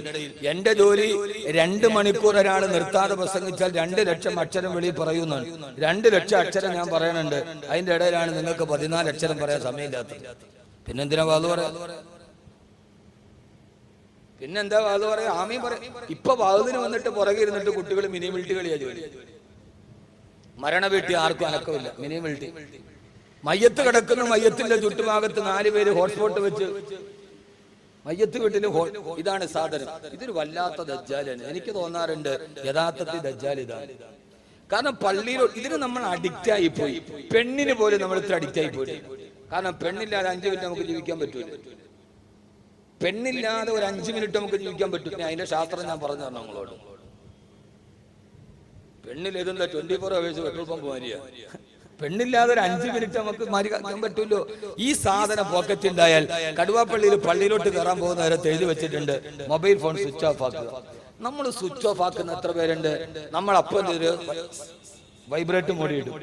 വൈബ്രേറ്റ് മോഡി ഇട്ടിട്ട് പോക്കറ്റ് ഇട്ടിട്ട് നമ്മൾ നേരെ ഉസല്ലി ഫർദുൽ-ളുഹ്രി എന്ന് പറഞ്ഞ് അങ്ങോട്ട് കൈ കിട്ടും. അല്ലാഹു അക്ബർ, അൽഹംദുലില്ലാഹ്, ഇയ്യാക നഅ്ബുദു വഇയ്യാക നസ്തഈൻ, നീ മാത്രമാണ് സഹായം എന്ന് പറയുമ്പോഴാണ് ഇതിനകത്ത് കോള് വരിക. അപ്പൊ വൈബ്രേറ്റ് അടിക്കും. വൈബ്രേറ്റ് അടിക്കും. നമ്മൾ ചിന്തിക്കും, പടച്ചോനെ അവനാണ് വിളിച്ചത്, 10 മിനിറ്റ് വിളിക്കൂ എന്ന് പറഞ്ഞാൽ അവനായിരിക്കും അതോ വീട്ടിൽ നിന്ന് ഭാര്യയാണോ? അപ്പൊ തന്നെ അള്ളാഹുടെ ചിന്ത, അള്ളാഹുടെ ചിന്ത. ഈ വൈബ്രേറ്റ് മോഡ് കൊണ്ട് അള്ളാഹ് എന്നുള്ള ചിന്ത അപ്പൊ തന്നെ അടുത്തവരിലേക്ക് പോയിട്ടുണ്ടാവും. ഇതാണ് വൈബ്രേറ്റ് മോഡിന്റെ ഗുണം. അത് വൈബ്രേറ്റ് അടിക്കും. അവന്റെ നിസ്കാരം പോയി. ഇനി ചില മഹാന്മാരെന്ത് ചെയ്തറിയോ? അത് വൈബ്രേറ്റ് മോഡിലാക്കി നേരെ എടുത്തിട്ട് സുജൂദിൽ നോക്കണ സ്ഥാനത്ത് കൊണ്ട് അങ്ങോട്ട് ഇടും. അതിന്റെ ഒരു ഡിസ്പ്ലേ എന്ന് പറഞ്ഞാൽ നിസ്കരിക്കണ ഒരു മുസല്ലയുടെ എത്രയുണ്ട്. ഞാൻ ഇത് കൂടുതൽ ഉപയോഗിക്കാറില്ല. ഞാൻ ഇത് കയ്യിലുണ്ടെങ്കിലും അത്യാവശ്യം മാത്രമേ ഞാൻ ഇത് ഉപയോഗിക്കാറുള്ളൂ. അതുകൊണ്ട് ഷെഫീ കാസിം അടക്കം പറയും ആള് വലിയ അഹങ്കാരിയായി ഇപ്പൊ വിളിച്ചെടുക്കൂല, എടുക്കാറില്ല. അതേ ഇന്നലെ 2 പ്രാവശ്യം വിളിച്ചു എന്നോട് പറഞ്ഞു, ഞാൻ എടുക്കാറില്ല. ഞാൻ അത്യാവശ്യം ഈ സാധനം അത്യാവശ്യം ഒരു കോള് വന്നാൽ എടുക്കും. വാട്സപ്പും ഫേസ്ബുക്കും ഒക്കെ നോക്കാറുണ്ട് പ്രസംഗത്തിന് മുമ്പ്. എന്നാലും വാട്സപ്പിൽ റിപ്ലൈ ചെയ്യൂല, ഫേസ്ബുക്കിൽ കമന്റ് റിപ്ലൈ ചെയ്യൂല, ഒന്നും ചെയ്യൂല. നോക്കും ഞാനല്ല, ഒന്നും റിപ്ലൈ ഇല്ല. കാരണം ഇതിന് അഡിക്റ്റ് ആയാൽ പോയി, പിന്നെ വാത് വന്നാവും, പിന്നെ സമയം ഉണ്ടാവില്ല. പിന്നെ ഇതിന് അഡിക്റ്റ് ആയി പോയ ഒരു ഖത്തീബ്, ഇതിന് അഡിക്റ്റ് ആയ ഖുത്ബയുടെ 2 ഖുത്ബയുടെ ഇടുത്തത്തിന്റെ ഇടയിലും പോക്കലിൽ നിന്ന് എടുത്ത് നോക്കിയിട്ട് 2ാമത്തെ ഖുത്ബ ഓതാൻ പറ്റും. കാരണം ആ രീതിയിൽ ഇത് അഡിക്റ്റ് ആക്കി കളയും. ചില ആളുകൾ ഇത് കൊണ്ടുപോയി നിസ്കരിക്കണതിന് മുമ്പിൽ കൊണ്ടിടും. 1ാമത്തെ റക്അത്ത് റുക്കൂയിൽ പോയി നിൽക്കുമ്പോൾ കോള് വരും. അപ്പൊ ഇതിന്റെ ഡിസ്പ്ലേ ഓൺ ആവും. ഒന്നും അല്ലെങ്കിൽ ആ ഡിസ്പ്ലേ ഒരു ഭാര്യയുടെ ഫോട്ടോയെങ്കിലും, അവനാന്റെ ഭാര്യയുടെ ഇല്ലെങ്കിൽ വേറൊരുത്തന്റെ ഭാര്യയുടെ ഫോട്ടോ എങ്കിലും അതിനകത്തുണ്ടാവും. ഇല്ലെങ്കിൽ ഒരു സീരിയൽ നടിയുടെ എങ്കിലും അതിനകത്തൊരു ബറക്കത്തിന് വേണ്ടിണ്ടാവും. ഈ സുക്കൂയി കിടക്കുന്ന അവനും നോക്കും, ഇപ്പുറത്ത് നിൽക്കുന്നവന് നോക്കും, അപ്പുറത്ത് നിൽക്കണവന് നോക്കും. ഈ 3 പേരെ നിസ്കാരം ഏതായാലും ഈ ഒരൊറ്റ സാധനം കൊണ്ട് വസാതായിട്ടുണ്ട്. ഇന്നിപ്പോ നമ്മുടെ പള്ളിയിലൊക്കെ കാണുന്ന ഒരു പ്രധാനപ്പെട്ട, യഥാർത്ഥത്തിൽ അതിന്റെ അർത്ഥം എന്താ? നിസ്കാരം നടക്കുന്ന 5 മിനിറ്റ് ഇത് സ്വിച്ച് ഓഫ് ചെയ്യാൻ കഴിയാത്ത രീതിയിൽ ഇത് നമ്മുടെ ഹൃദയത്തെ സ്വാധീനിച്ചു എന്നാണ് അതിന്റെ അർത്ഥം. സ്വിച്ച് ഓഫ് ചെയ്താൽ പിന്നെ കോള് വന്ന് അറിയില്ലല്ലോ, മെസ്സേജ് വന്ന് അറിയില്ലല്ലോ. എന്താ ഒരു 5 മിനിറ്റ് സ്വിച്ച് ഓഫ് ചെയ്യാൻ പറ്റാത്തത്? അതിന്റെ അർത്ഥം അത് നമ്മുടെ ജീവിതത്തിൽ അത്രത്തോളം പടന്നു കയറിയെന്നാണ്. അതുകൊണ്ടാണ് DGP സെൻകുമാർ പറഞ്ഞത്, ഭർത്താവിനെ വിട്ടിട്ട് പെണ്ണുങ്ങൾ ഇങ്ങനെ ഒളിച്ചോടാൻ 2 കാര്യമുള്ളൂ. 1 മൊബൈൽ ഫോൺ, 2 സീരിയൽ. എന്താ സീരിയല്? നിങ്ങൾ ചിന്തിക്കുക, എന്താ സീരിയല്?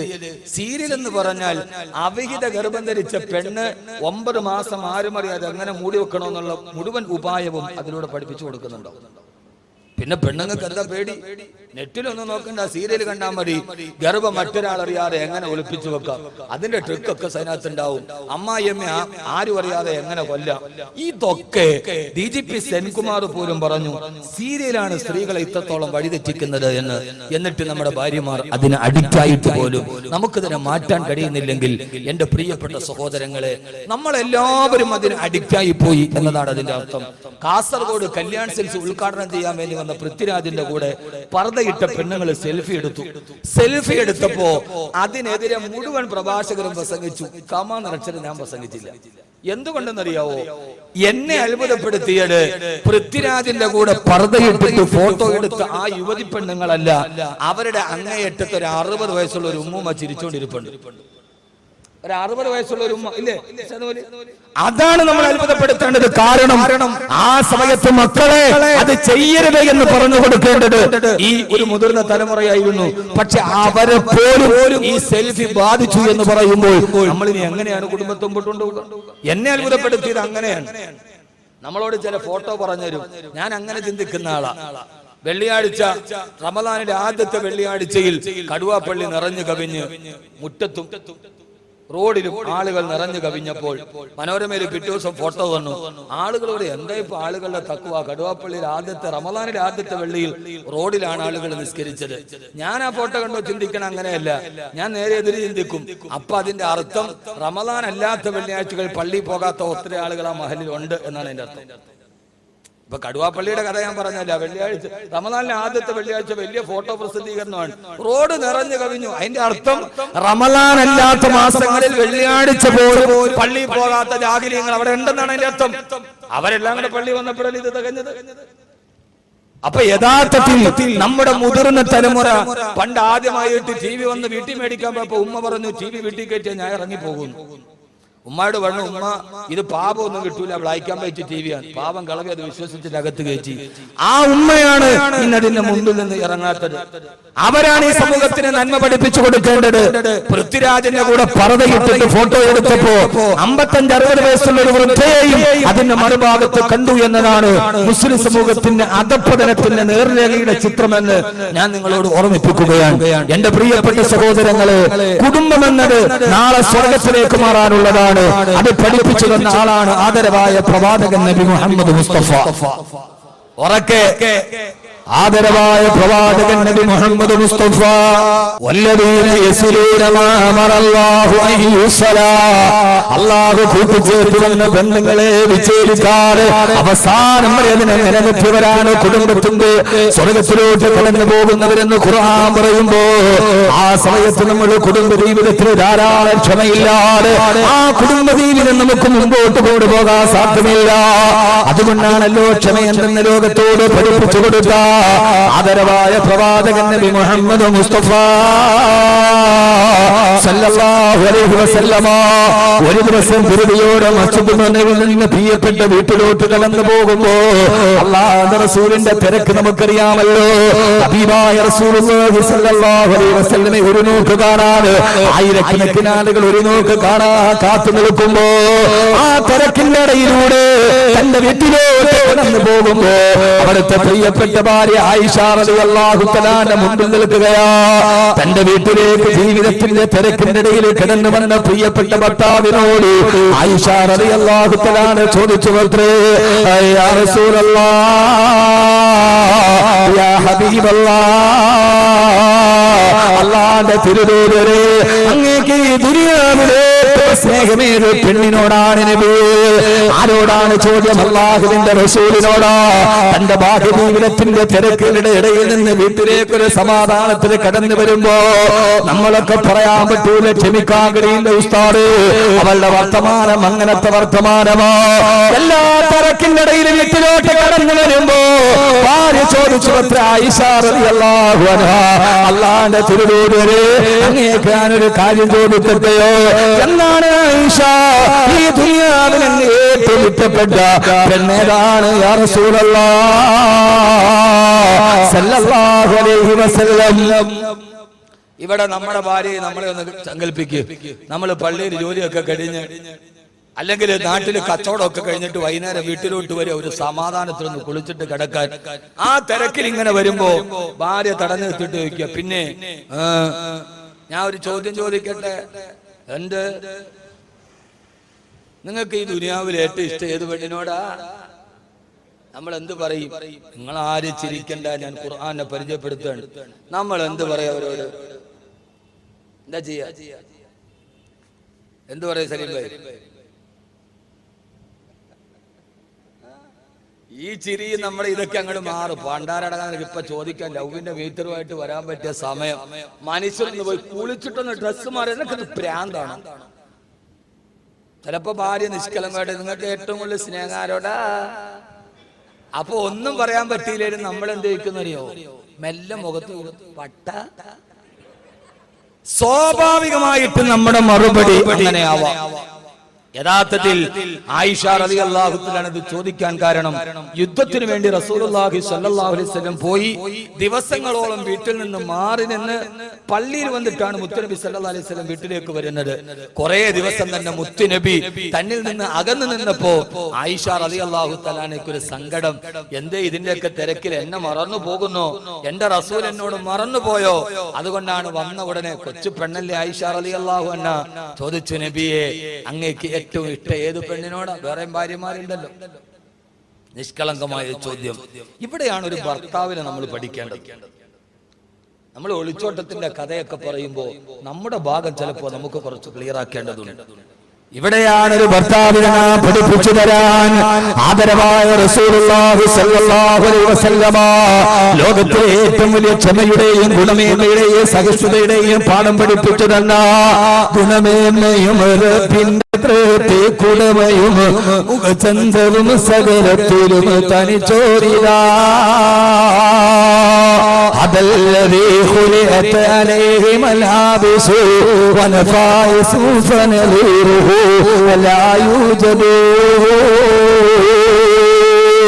ലോകത്തിലെ ഏറ്റവും വലിയ സൗന്ദര്യമുള്ള മുഖകമലത്തെ തന്റെ പുഞ്ചിരിയുടെ അകമ്പടി കൊണ്ട് ആ സൗന്ദര്യത്തെ സദഗുണീകരിച്ച അല്ലാഹുവിന്റെ റസൂൽ ഓടി വരുമ്പോൾ തന്റെ പ്രിയപ്പെട്ട ഭാര്യ ചോദിച്ചപ്പോ ആയിഷ റളിയല്ലാഹു അൻഹയോട് പറഞ്ഞു, അത്രേ ആയിഷ, ഈ ദുനിയാവിൽ എനിക്ക് ഏറ്റവും ഇഷ്ടമേറിയ പെണ്ണിനോടൊന്നറിയോ?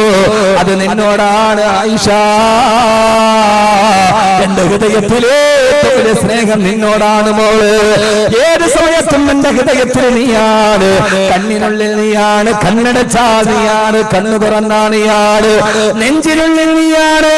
ഏഴാം പകലിന്റെ അങ്ങേറ്റത്ത് പോയി ഒളിച്ചു കിടന്നാലും നിന്നെ ഞാൻ തേടിയെത്തും ഭൂമിയെ എന്ന് മുഖത്ത് നോക്കി പാടേണ്ടത് ആരാന്റെ പെണ്ണിന്റെ മുഖത്തല്ല, ഇന്നലെ ഓഫീസിൽ വന്ന ജോലിക്കാരിയുടെ മുഖത്തല്ല, ബസ് സ്റ്റോപ്പിൽ വെച്ച് കിടന്ന മടിക്കുത്തിന്റെ കനം കണ്ടിട്ട് എന്നെ ചിരിച്ചു കാണിച്ച പെണ്ണിന്റെ മുഖത്ത് നോക്കിയിട്ടല്ല.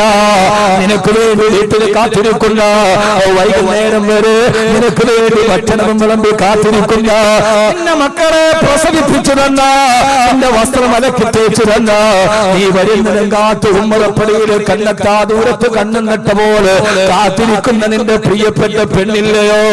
അടുക്കളയിൽ ഏറ്റവും അവസാനം ഉറങ്ങുന്ന, രാവിലെ നേരത്തെ എഴുന്നേൽക്കുന്ന, നമ്മുടെ വീടിന്റെ കരിപ്പുകയുടെ ഏറ്റവും കുറച്ച് ഉറങ്ങുന്ന നിന്നെ കാത്തിരിക്കുന്ന നിന്റെ ഭാര്യയില്ലേ? ആ ഭാര്യയുടെ മുഖത്ത് നോക്കിയിട്ടാണ് പാടേണ്ടത്. നെഞ്ചിനുള്ളിൽ നീയാണ്, കണ്ണടച്ചാൽ നീയാണ്, കണ്ണു തുറന്ന നീയാണെന്ന് അനുരാഗത്തിന്റെ ആന്തോളനങ്ങളുടെ അതുല്യത്വ സ്പർശത്തെ സ്വന്തം ഭാര്യയുടെ മുഖത്ത് നോക്കി പറയാൻ കഴിയുന്നവന് അവനാണ് ഏദൻ തോട്ടത്തിലെ ഭർത്താവെന്ന് പഠിപ്പിച്ചു കൊടുക്കാൻ ഹബീബായ നബി സല്ലല്ലാഹു അലൈഹി വസല്ലമ പറഞ്ഞു, അത്രേ ആയിഷ, അത് നിന്നോടാണ് ആയിഷ റളിയല്ലാഹു അൻഹാ. ചോദ്യം അവസാനിച്ചില്ല മുഅ്മിനീങ്ങളെ, ചോദ്യം അവസാനിച്ചില്ല. ആയിഷ റളിയല്ലാഹു തആല അൻഹാ രണ്ടാമത് ചോദിച്ചു, യാ റസൂലല്ലാഹ്, അങ്ങയുടെ കൂടെയുള്ള പുരുഷന്മാര് അങ്ങേക്ക് ഏറ്റവും സ്നേഹമാരോടാണ് നബിയേ? സ്ത്രീകളിൽ എന്നോടാണ്, പുരുഷന്മാരിൽ ആരോടാണ് നബിയേ?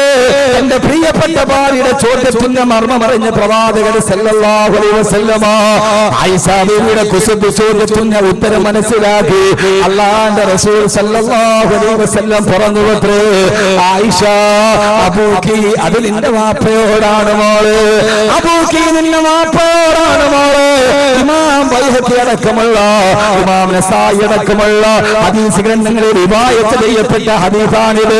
ഇത് അഹ്മദ് കബീർ പച്ച കിതാബ് നോക്കിയിട്ട് പറയുന്നതല്ല. അബൂബക്കറിന്റെ വാപ്പയോടാണ് മോള്. എനിക്ക് ഏറ്റവും ഇഷ്ടം അതെന്റെ അബൂബക്കർ, അതെന്റെ പ്രിയപ്പെട്ട അബൂബക്കർ റളിയല്ലാഹു തആല അൻഹു. ആയിഷ എന്ന എന്റെ പ്രിയപ്പെട്ട പ്രേമബാധനത്ത് എന്റെ കൈവെള്ളയിൽ വെച്ച എന്റെ ഭാര്യ ഭാര്യാപിതാവിനോടാണ് എനിക്ക് ഏറ്റവും വലിയ സ്നേഹമെന്ന് പറഞ്ഞു കൊടുത്ത ഞാനടക്കമുള്ള പ്രിയപ്പെട്ട ഭർത്താക്കന്മാരോട് ഞാനൊന്ന് ചോദിക്കുകയാ, നമ്മൾ കല്യാണം നടക്കുമ്പോ നമ്മുടെ ജീവിതത്തിൽ അറിയാതെ വിസ്മരിച്ചു പോകുന്ന, ജീവിതത്തിൽ ഇന്നേ വരെ നമ്മളൊരു പ്രാധാന്യം കൊടുക്കാത്ത, എന്നാൽ ജീവിതത്തിൽ പ്രാധാന്യം കൊടുക്കേണ്ട ഒരു കഥാപാത്രമുണ്ട്. അതാണ് നമ്മുടെ ഭാര്യാപിതാവ്, അതാണ് നമ്മുടെ അമ്മോശം കാക്ക. ഇതേവരെ നമ്മുടെ ജീവിതത്തിൽ ഭാഗതയത്വം കൊടുക്കാത്ത ഈ കടുവാപ്പള്ളി മുസ്ലിം ജമാഅത്തിന്റെ കീഴിൽ നടക്കുന്ന KTCC ഓഡിറ്റോറിയത്തിന്റെ മുമ്പിൽ വെച്ച് ഞാൻ പ്രസംഗിക്കുമ്പോ ഈ ഓഡിറ്റോറിയം ഒത്തിരി സന്തോഷം കണ്ടിട്ടുണ്ട്. കല്യാണത്തിന്റെ തലേ ദിവസത്തെ മൈലാഞ്ചി കല്യാണങ്ങൾ, കല്യാണ ദിവസത്തിന്റെ ദഫ്മുട്ടുകൾ, കല്യാണ ദിവസത്തിന്റെ കല്യാണ പാട്ടുകൾ, എത്രയേറെ സന്തോഷത്തിന്റെ മൈലാഞ്ചി പൂത്ത സ്ഥലമാണിത്, എത്രയേറെ കരിവിളകൾ പൊട്ടിച്ചിരിച്ച സ്ഥലമാണിത്. പക്ഷെ ഞാൻ പറയുകയാ, ഈ കടുവാപ്പള്ളിയിൽ ഏറ്റവും കൂടുതൽ കണ്ണുനീര് കണ്ടത് രണ്ട് സ്ഥലത്താ. ഒന്ന് കടുവാപ്പള്ളി മക്കുപറയില് ഭാഗത്ത് നിന്ന് അസ്വസ്ഥബാധിതമായ മനസ്സുമായി തങ്ങളുടെ ജീവിതത്തിന്റെ പ്രയാസത്തിന് വേണ്ടി പൊട്ടിക്കരഞ്ഞ് ദുആ ചെയ്യുന്ന സിയാറത്തിന് വന്നവർ. രണ്ടാമത് കണ്ണുനീര് ഏറ്റവും കൂടുതൽ കണ്ടത് ഈ ഓഡിറ്റോറിയത്തിന്റെ അകത്തളത്തിലാ. കല്യാണം നടക്കുന്ന സമയത്ത് ഇതേവരെ നമ്മൾ കാണാത്തൊരു കാഴ്ചയുണ്ട്. ഏറെയോ എന്റെ പ്രിയപ്പെട്ട മകളെ നിക്കാഹ് ചെയ്യാ പുതിയാപ്ല വരുമ്പോ ആ പുതുമണവാളന്റെ മുമ്പിലേക്ക് മെല്ലെ മെല്ലെ വന്നിരുന്ന് അവന്റെ കൈവെള്ളയിലേക്ക് പ്രിയപ്പെട്ട ഇമാം ഷഫീഖ് ഖാസിമി വന്നു. പുതുമണവാളനും ഭാര്യാപിതാവും മുഖത്തോട് മുഖം നോക്കിയിരുന്നു. രണ്ടുപേരുടെയും കൈകളിലേക്ക് പിടിച്ചിട്ട് ഇമാം ഷഫീഖ് ഖാസിമി ആ പിതാവിന്റെ കൈവെള്ളയിലേക്ക് നവവരന്റെ കൈയെടുത്തിട്ട് നമ്മുടെ കൈയെടുത്ത് വെച്ചു കൊടുക്കുകയാ. എന്താണെന്നറിയോ, സമയത്ത് ഏറ്റവും വലിയ കണ്ണുനീരറിയാത്ത കണ്ണുനീരാരുടേടാ. ഈ വർക്കല ബീച്ചിൽ പോയാൽ കരയിലേക്ക് തല തന്നെ തിരിച്ചു പോകുന്ന അറബിക്കടലിന്റെ തിരമാലകളേക്കാൾ പ്രക്ഷുബ്ധമാണ് പിതാവിന്റെ മനസ്സ്. 18 വർഷക്കാലം കൈവെള്ളയിൽ കൈവല്യം പോലെ ഞാൻ കാത്തു സൂക്ഷിച്ച, ഓടി വരുമ്പോൾ മിഠായിക്ക് വേണ്ട എന്റെ അടുക്കലേക്ക് ഓടി വന്നെന്റെ കന്റെ ചുമലിൽ കെട്ടിപ്പിടിച്ച ഈ 18 വർഷക്കാലം വരെ ഓരോ സമയത്തും കാലാണോ കയ്യാണോ വളർന്നിരുന്ന നോട്ടുണ്ട്. ഞാൻ വളർത്തിക്കൊണ്ടുവന്ന എന്റെ പൊന്നുമോൾ, ആ പൊന്നുമോളെ ഇന്നലെ പരിചയപ്പെട്ടൊരു ചെറുപ്പക്കാരന്റെ കയ്യിലേക്ക് ഞാൻ വെച്ചു കൊടുക്കുകയാ. ആ സമയത്ത് ആ ഭാര്യാപിതാവിന്റെ ഹൃദയത്തിന്റെ കണ്ണുനീര് കാണാൻ അയാളുടെ ഹൃദയം തിരമാല പോലെ എരമ്പുകയാണ്. അവൾക്കിനി ഒരു നല്ല ജീവിതം കിട്ടുമോ? എന്റെ പൊന്നുമോള് കണ്ണുനീര് വരുമോ? എന്റെ പൊന്നുമോള് പോകുന്ന വീട്ട് ഇതേവരെ 18 വർഷം ഞാനും ഭാര്യയും അവളുടെ സഹോദരങ്ങളും കൊടുത്ത ഒരു സ്നേഹം അവൾക്ക് കിട്ടുമോ? അതല്ല, എന്റെ പൊന്നുമോള് ജീവിതത്തിൽ എനിക്കറിയാൻ വിധിക്കപ്പെട്ടവളാണോ? ആ സമയത്തിന്റെ പ്രിയപ്പെട്ട ചെറുപ്പക്കാരാ പറഞ്ഞത് തന്നെ പടകി പറയാനല്ല, ഞാൻ നിങ്ങളും അറിയേണ്ട ഒരു കാഴ്ചയുണ്ട്. ആ സമയത്ത് പ്രിയപ്പെട്ട ഷഫീഖ് ഖാസിമി നമ്മുടെ കൈ പിടിച്ചിട്ട് പറഞ്ഞു കൊടുക്കും. നമ്മുടെ ഭാര്യാപിതാവ് പറയുന്നൊരു വാക്കുണ്ട്, ആ പറയുന്നത് നമ്മൾ ഏറ്റു പറയാറുമുണ്ട്. എന്താ പറയുന്നതെന്നറിയോ? വിവാഹം നടക്കുന്ന സമയത്ത് നമ്മുടെ പ്രിയപ്പെട്ട ഭാര്യ നമ്മുടെ കയ്യിലേക്ക് ഭാര്യാപിതാവ് വെച്ചു തരുമ്പോ അദ്ദേഹം പറഞ്ഞൊരു വാക്കിന്റെ അർത്ഥം നമ്മൾ നന്നായിട്ട് അറിഞ്ഞിരുന്നെങ്കിൽ ഒരു ഭർത്താവും ഒരു ഭാര്യയെ കണ്ണുനീര് കുടിപ്പിക്കില്ല, അവളോട് അവിഹിതമായി പെരുമാറില്ല. ആ സമയത്ത് ഭാര്യാപിതാവ് പറയുന്നതെന്താ?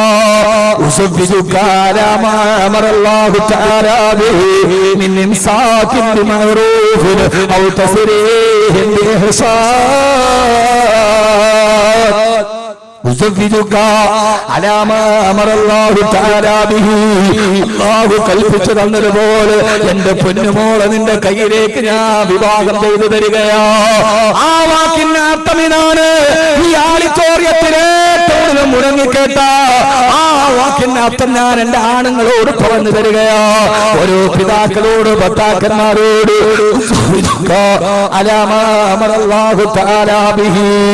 എന്റെ അല്ലാഹു കൽപ്പിച്ചതുപോലെ എന്റെ പൊന്നുമോളെ നിനക്ക് ഞാൻ വിവാഹം ചെയ്തു തരികയാ.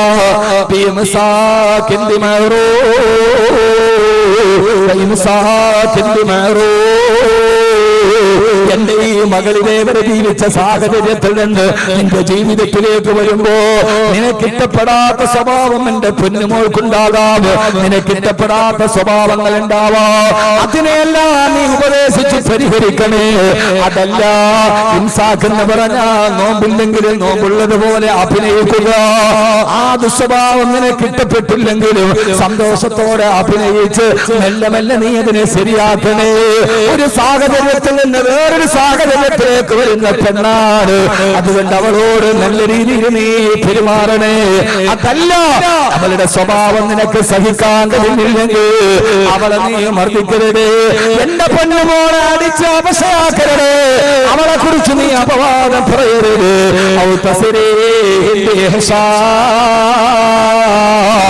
ഞാൻ ഈ ഏൽപ്പിച്ചതുപോലെ ഒരു പോരേൽപ്പിക്കാതെ അവളെ നീ എനിക്ക് തിരിച്ചു തന്നേക്കണേ.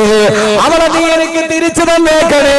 അപ്പൊ നീ തിരിച്ചു തന്നാൽ അവൾ എന്റെ ജീവിതത്തിൽ ഒരു അധിക ബാധ്യതയാവില്ല. അവൾ എന്റെ ജീവിതത്തിൽ ഒരു ബാധ്യതയാവില്ല. അവളെ നീ എനിക്ക് തിരിച്ചേൽപ്പിക്കണേ എന്ന് പറഞ്ഞിട്ടാണ് വിവാഹം നടക്കുന്നത്. ആ പറച്ചിലിനെ കുറിച്ച് ഖുർആൻ പറഞ്ഞത് ഇതൊരു കളിതമാശയല്ല.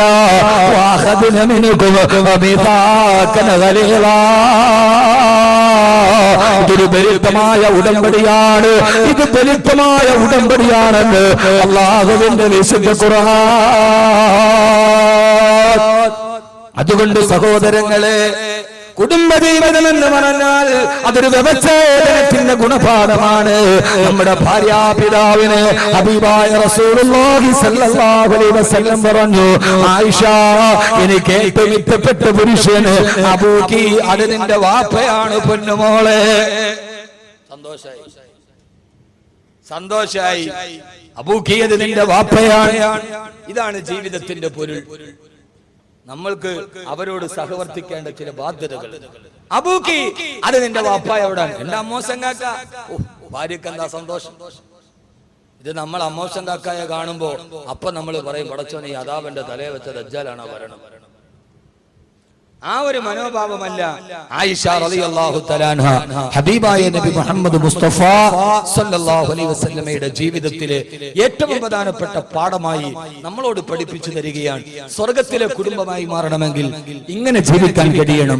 ഒരു ദിവസം മഹദിയായ ആയിഷ സിദ്ദീഖ റളിയല്ലാഹു തആല അൻഹ ആദരവായ റസൂലുള്ളാഹി സല്ലല്ലാഹു അലൈഹി വസല്ലമയോട് ചോദിച്ചു, നബിയേ, ഒരു ദിവസം അല്ലാഹുവിന്റെ റസൂൽ വീട്ടിലോട്ട് കയറി വന്നു.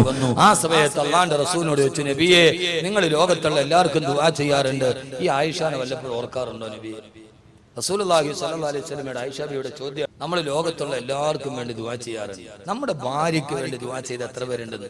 ഇന്ന് നിസ്കാരം കഴിഞ്ഞ നിസ്കാരത്തിന് മുമ്പൊക്കെ നമ്മൾ ധാരാളം ദുആ ചെയ്തിട്ടുണ്ട്. അവനാന്റെ ഭാര്യയ്ക്ക് വേണ്ടി ദുആ ചെയ്ത് എത്ര പേരുണ്ട് കൂട്ടത്തിൽ? കൈവെക്കാൻ പറഞ്ഞ ഉള്ള മാനവും കൂടെ പൊക്കണ്ട. ബാക്കിയുള്ളവരൊക്കെ നോക്കിയിരിക്കുകയാണ്. അതുകൊണ്ട് പൊക്കണ്ട. അവനാന്റെ ഭാര്യയ്ക്ക് നോക്ക്. ആ ഒരു മനുഷ്യൻ അദ്ദേഹത്തിന്റെ മുടി നരച്ചു, താടി നരച്ചു, എന്നാലും ഭാര്യയ്ക്ക് വേണ്ടി അദ്ദേഹം ദുആ ചെയ്തിട്ട്. അവനവന്റെ ഭാര്യയ്ക്ക് വേണ്ടി ദുആ ചെയ്യുക. ഞാൻ ഈ വാളൊക്കെ പറഞ്ഞ അവസാനം ദുആ ചെയ്യുമ്പോൾ എന്റെ ഭാര്യയ്ക്ക് വേണ്ടി ദുആ ചെയ്യുമ്പോൾ ആളുകൾ ഉസ്താദിന്റെ ഭാര്യയ്ക്ക് വേണ്ടി മാത്രം ഭയങ്കര ദുആ. നമ്മളല്ലേ ചെയ്യേണ്ട, പിന്നെ വേറെ ആരും അവർക്ക് വേണ്ടി ചെയ്യാം. എന്റെ ഭാര്യയ്ക്ക് വേണ്ടി ഷഫീഖ് വലി ദുആ ചെയ്യും. ഷഫീഖ് വലിയുടെ ഭാര്യയ്ക്ക് വേണ്ടി എനിക്ക് ദുആ ചെയ്യാൻ പറ്റുമോ? ഇർഷാദ് വലിയുടെ ഭാര്യയ്ക്ക് വേണ്ടി ഞാനാണ് ദുആ ചെയ്യുക. അവനാന്റെ ഭാര്യമാർക്ക് വേണ്ടി അവനവൻ ദുആ ചെയ്യുക. ഇറങ്ങിപ്പോയി ഒരു നേരത്തെ അന്നം കാത്തുപോയ ഭർത്താവ് സന്തോഷത്തോടെ വീട്ടിൽ തിരിച്ചെത്താൻ മുസല്ലയിലിരുന്ന സ്വന്തം ഭാര്യ ദുആ ചെയ്യുക. അതിനേക്കാൾ വലിയൊരു കുടുംബ ജീവിതത്തിന്റെ കെമിസ്ട്രി വേറെയില്ല. ആ കെമിസ്ട്രി നമ്മൾ പഠിക്കണം. റസൂലുള്ളാഹി സ്വല്ലല്ലാഹു അലൈഹി വസല്ലമയോട് ആയിഷ റളിയല്ലാഹു തആല അൻഹ പറഞ്ഞു അത്രേ, നബിയേ, എനിക്ക് വേണ്ടി നിങ്ങൾ ദുആ ചെയ്യാറുണ്ടോ? ഒന്ന് ദുആ ചെയ്യ് നബി. ഹബീബായ നബി തങ്ങൾ ഒരു ദുആ ചെയ്തു. അതൊരു രസകരമായ ദുആയാണ്. മുത്ത് നബിയുടെ ജീവിതം ഒരു വല്ലാത്ത ജീവിതം, ഒരു രസകരമായ ദുആ ചെയ്തു. എന്താ ദുആ എന്നറിയോ നബിയേ? യാ റസൂലല്ലാഹ്, അങ്ങ് ദുആ ചെയ്തപ്പോൾ ആകാശത്തിൽ നിന്നും മഴ പോലും വർഷിപ്പിച്ചിട്ടുണ്ടല്ലോ നബിയേ. അങ്ങയെ കാട്ടി കുടിലിരിക്കുന്ന പാവപ്പെട്ട ആയിഷയ്ക്ക് വേണ്ടി അങ്ങൊന്ന് ദുആ ചെയ്യുമോ യാ റസൂലല്ലാഹ്? ഇത് പറഞ്ഞു തീരേണ്ട താമസം ഹബീബായ നബി സല്ലല്ലാഹു അലൈഹി വസല്ലമ ആകാശത്തേക്ക് കൈകൾ ഉയർത്തി ദുആ ചെയ്തു അല്ലാഹുവേ അല്ലാഹുമ്മ ഗഫിർ ലി ആയിഷ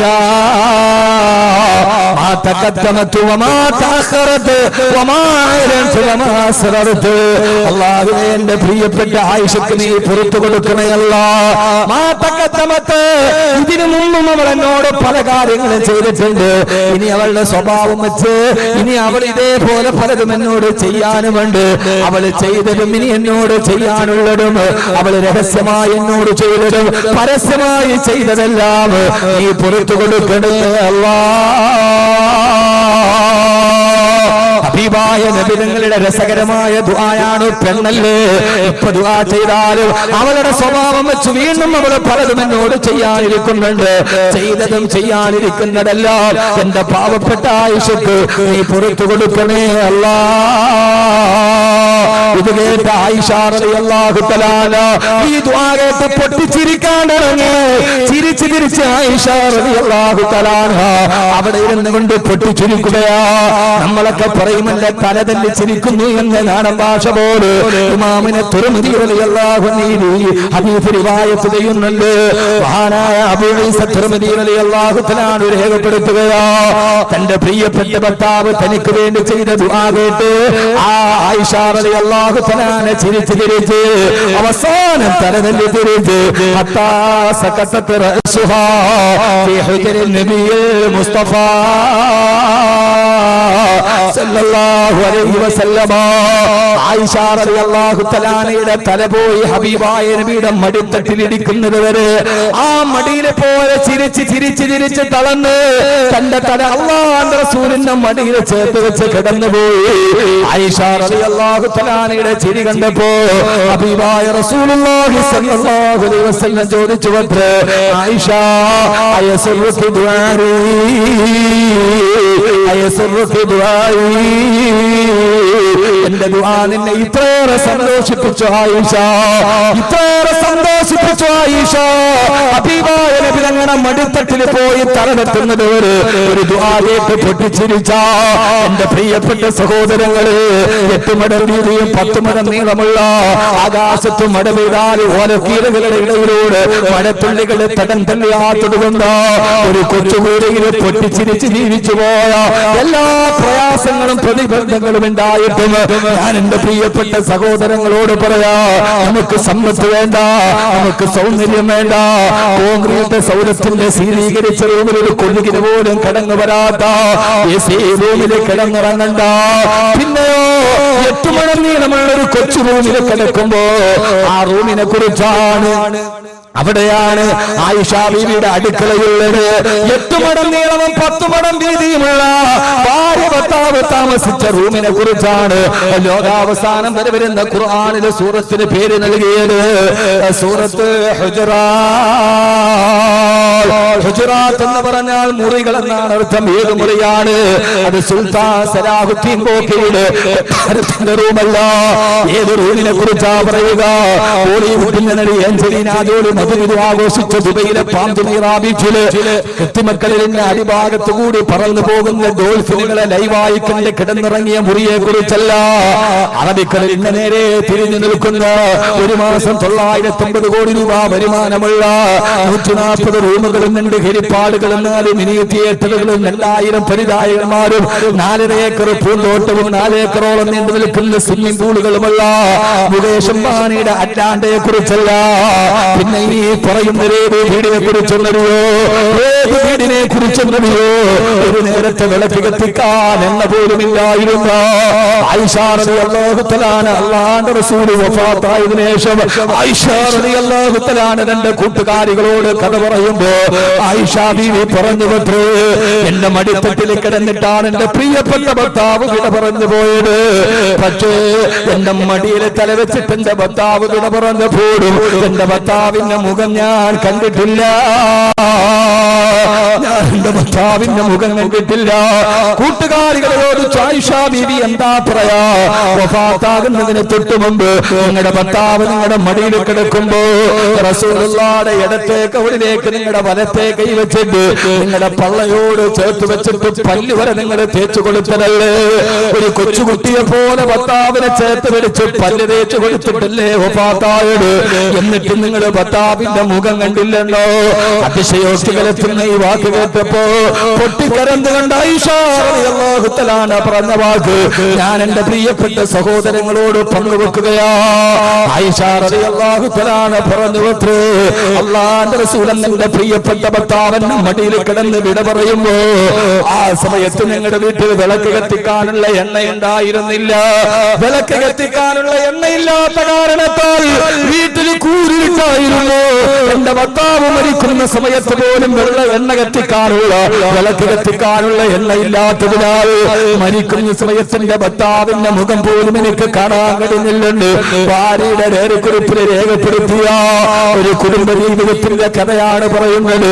ഈ പട്ടിണിയുടെ ഇടയിൽ കിടക്കുമ്പോഴും ആയിഷ ബീവി പ്രവാചകൻ എന്ന ഭർത്താവിന്റെ മടിയിൽ തലവെച്ച് പൊട്ടിക്കരച്ചെങ്കിൽ ആയിഷ ബീവിക്കറിയാ പരിതാപങ്ങളും പരിമിതികളും പരിവേദനങ്ങളും പരിതാപനങ്ങളും പരിനിരങ്ങിക്കുമ്പോഴും പാരിലെ പരമസുഖമല്ല പരലോകത്തിന്റെ പരമാനന്ദമാണ് പരിഗണനീയമെന്ന് കരുതി പാതിരാത്രിയിൽ പടച്ചറപ്പിനോട് പതിരെ പോലെ പൊട്ടിക്കരഞ്ഞു പോയ ബഹുമാനപ്പെട്ട സയ്യിദത്തുനാ ആയിഷ റളിയല്ലാഹു തആല അൻഹാ. അതുകൊണ്ട് എന്റെ പ്രിയപ്പെട്ട ഭാര്യ ഭർത്താക്കന്മാരോട് ഏറെ പറയാനുള്ള സമയമില്ല, ഏറെ പറയാനുള്ള സാഹചര്യം നമ്മുടെ മുമ്പിലില്ല. ഇത് നമ്മുടെ വീട്ടിൽ പട്ടിണിയില്ലല്ലോ. സാമ്പത്തികമെന്ന് അടിഞ്ഞുകൂടിയിട്ടും കേരളത്തിന്റെ സാമൂഹ്യ ക്ഷേമ വകുപ്പിന്റെ റിപ്പോർട്ട് പ്രകാരം 2015 85,000-ഓളം ഭാര്യ ഭർത്താക്കന്മാരാണ് വിവാഹമോചനം കാത്തുകിടക്കുന്നത്. കേരളത്തിൽ മാത്രം 85,000-ഓളം വിവാഹമോചന കേസുകളാണ് കേരളത്തിന്റെ കോടതികളിൽ കെട്ടിക്കിടക്കുന്നത്. എന്താണ് കാരണമെന്നറിയുമോ? കേരളത്തിൽ വിധവകൾ വർദ്ധിപ്പിച്ചു വരുമ്പോ കേരളത്തിൽ സൈബർ വിധവകൾ വർദ്ധിക്കുകയാണത്രേ. ആരാണ് സൈബർ വിധവ എന്ന് നിങ്ങൾക്കറിയുമോ?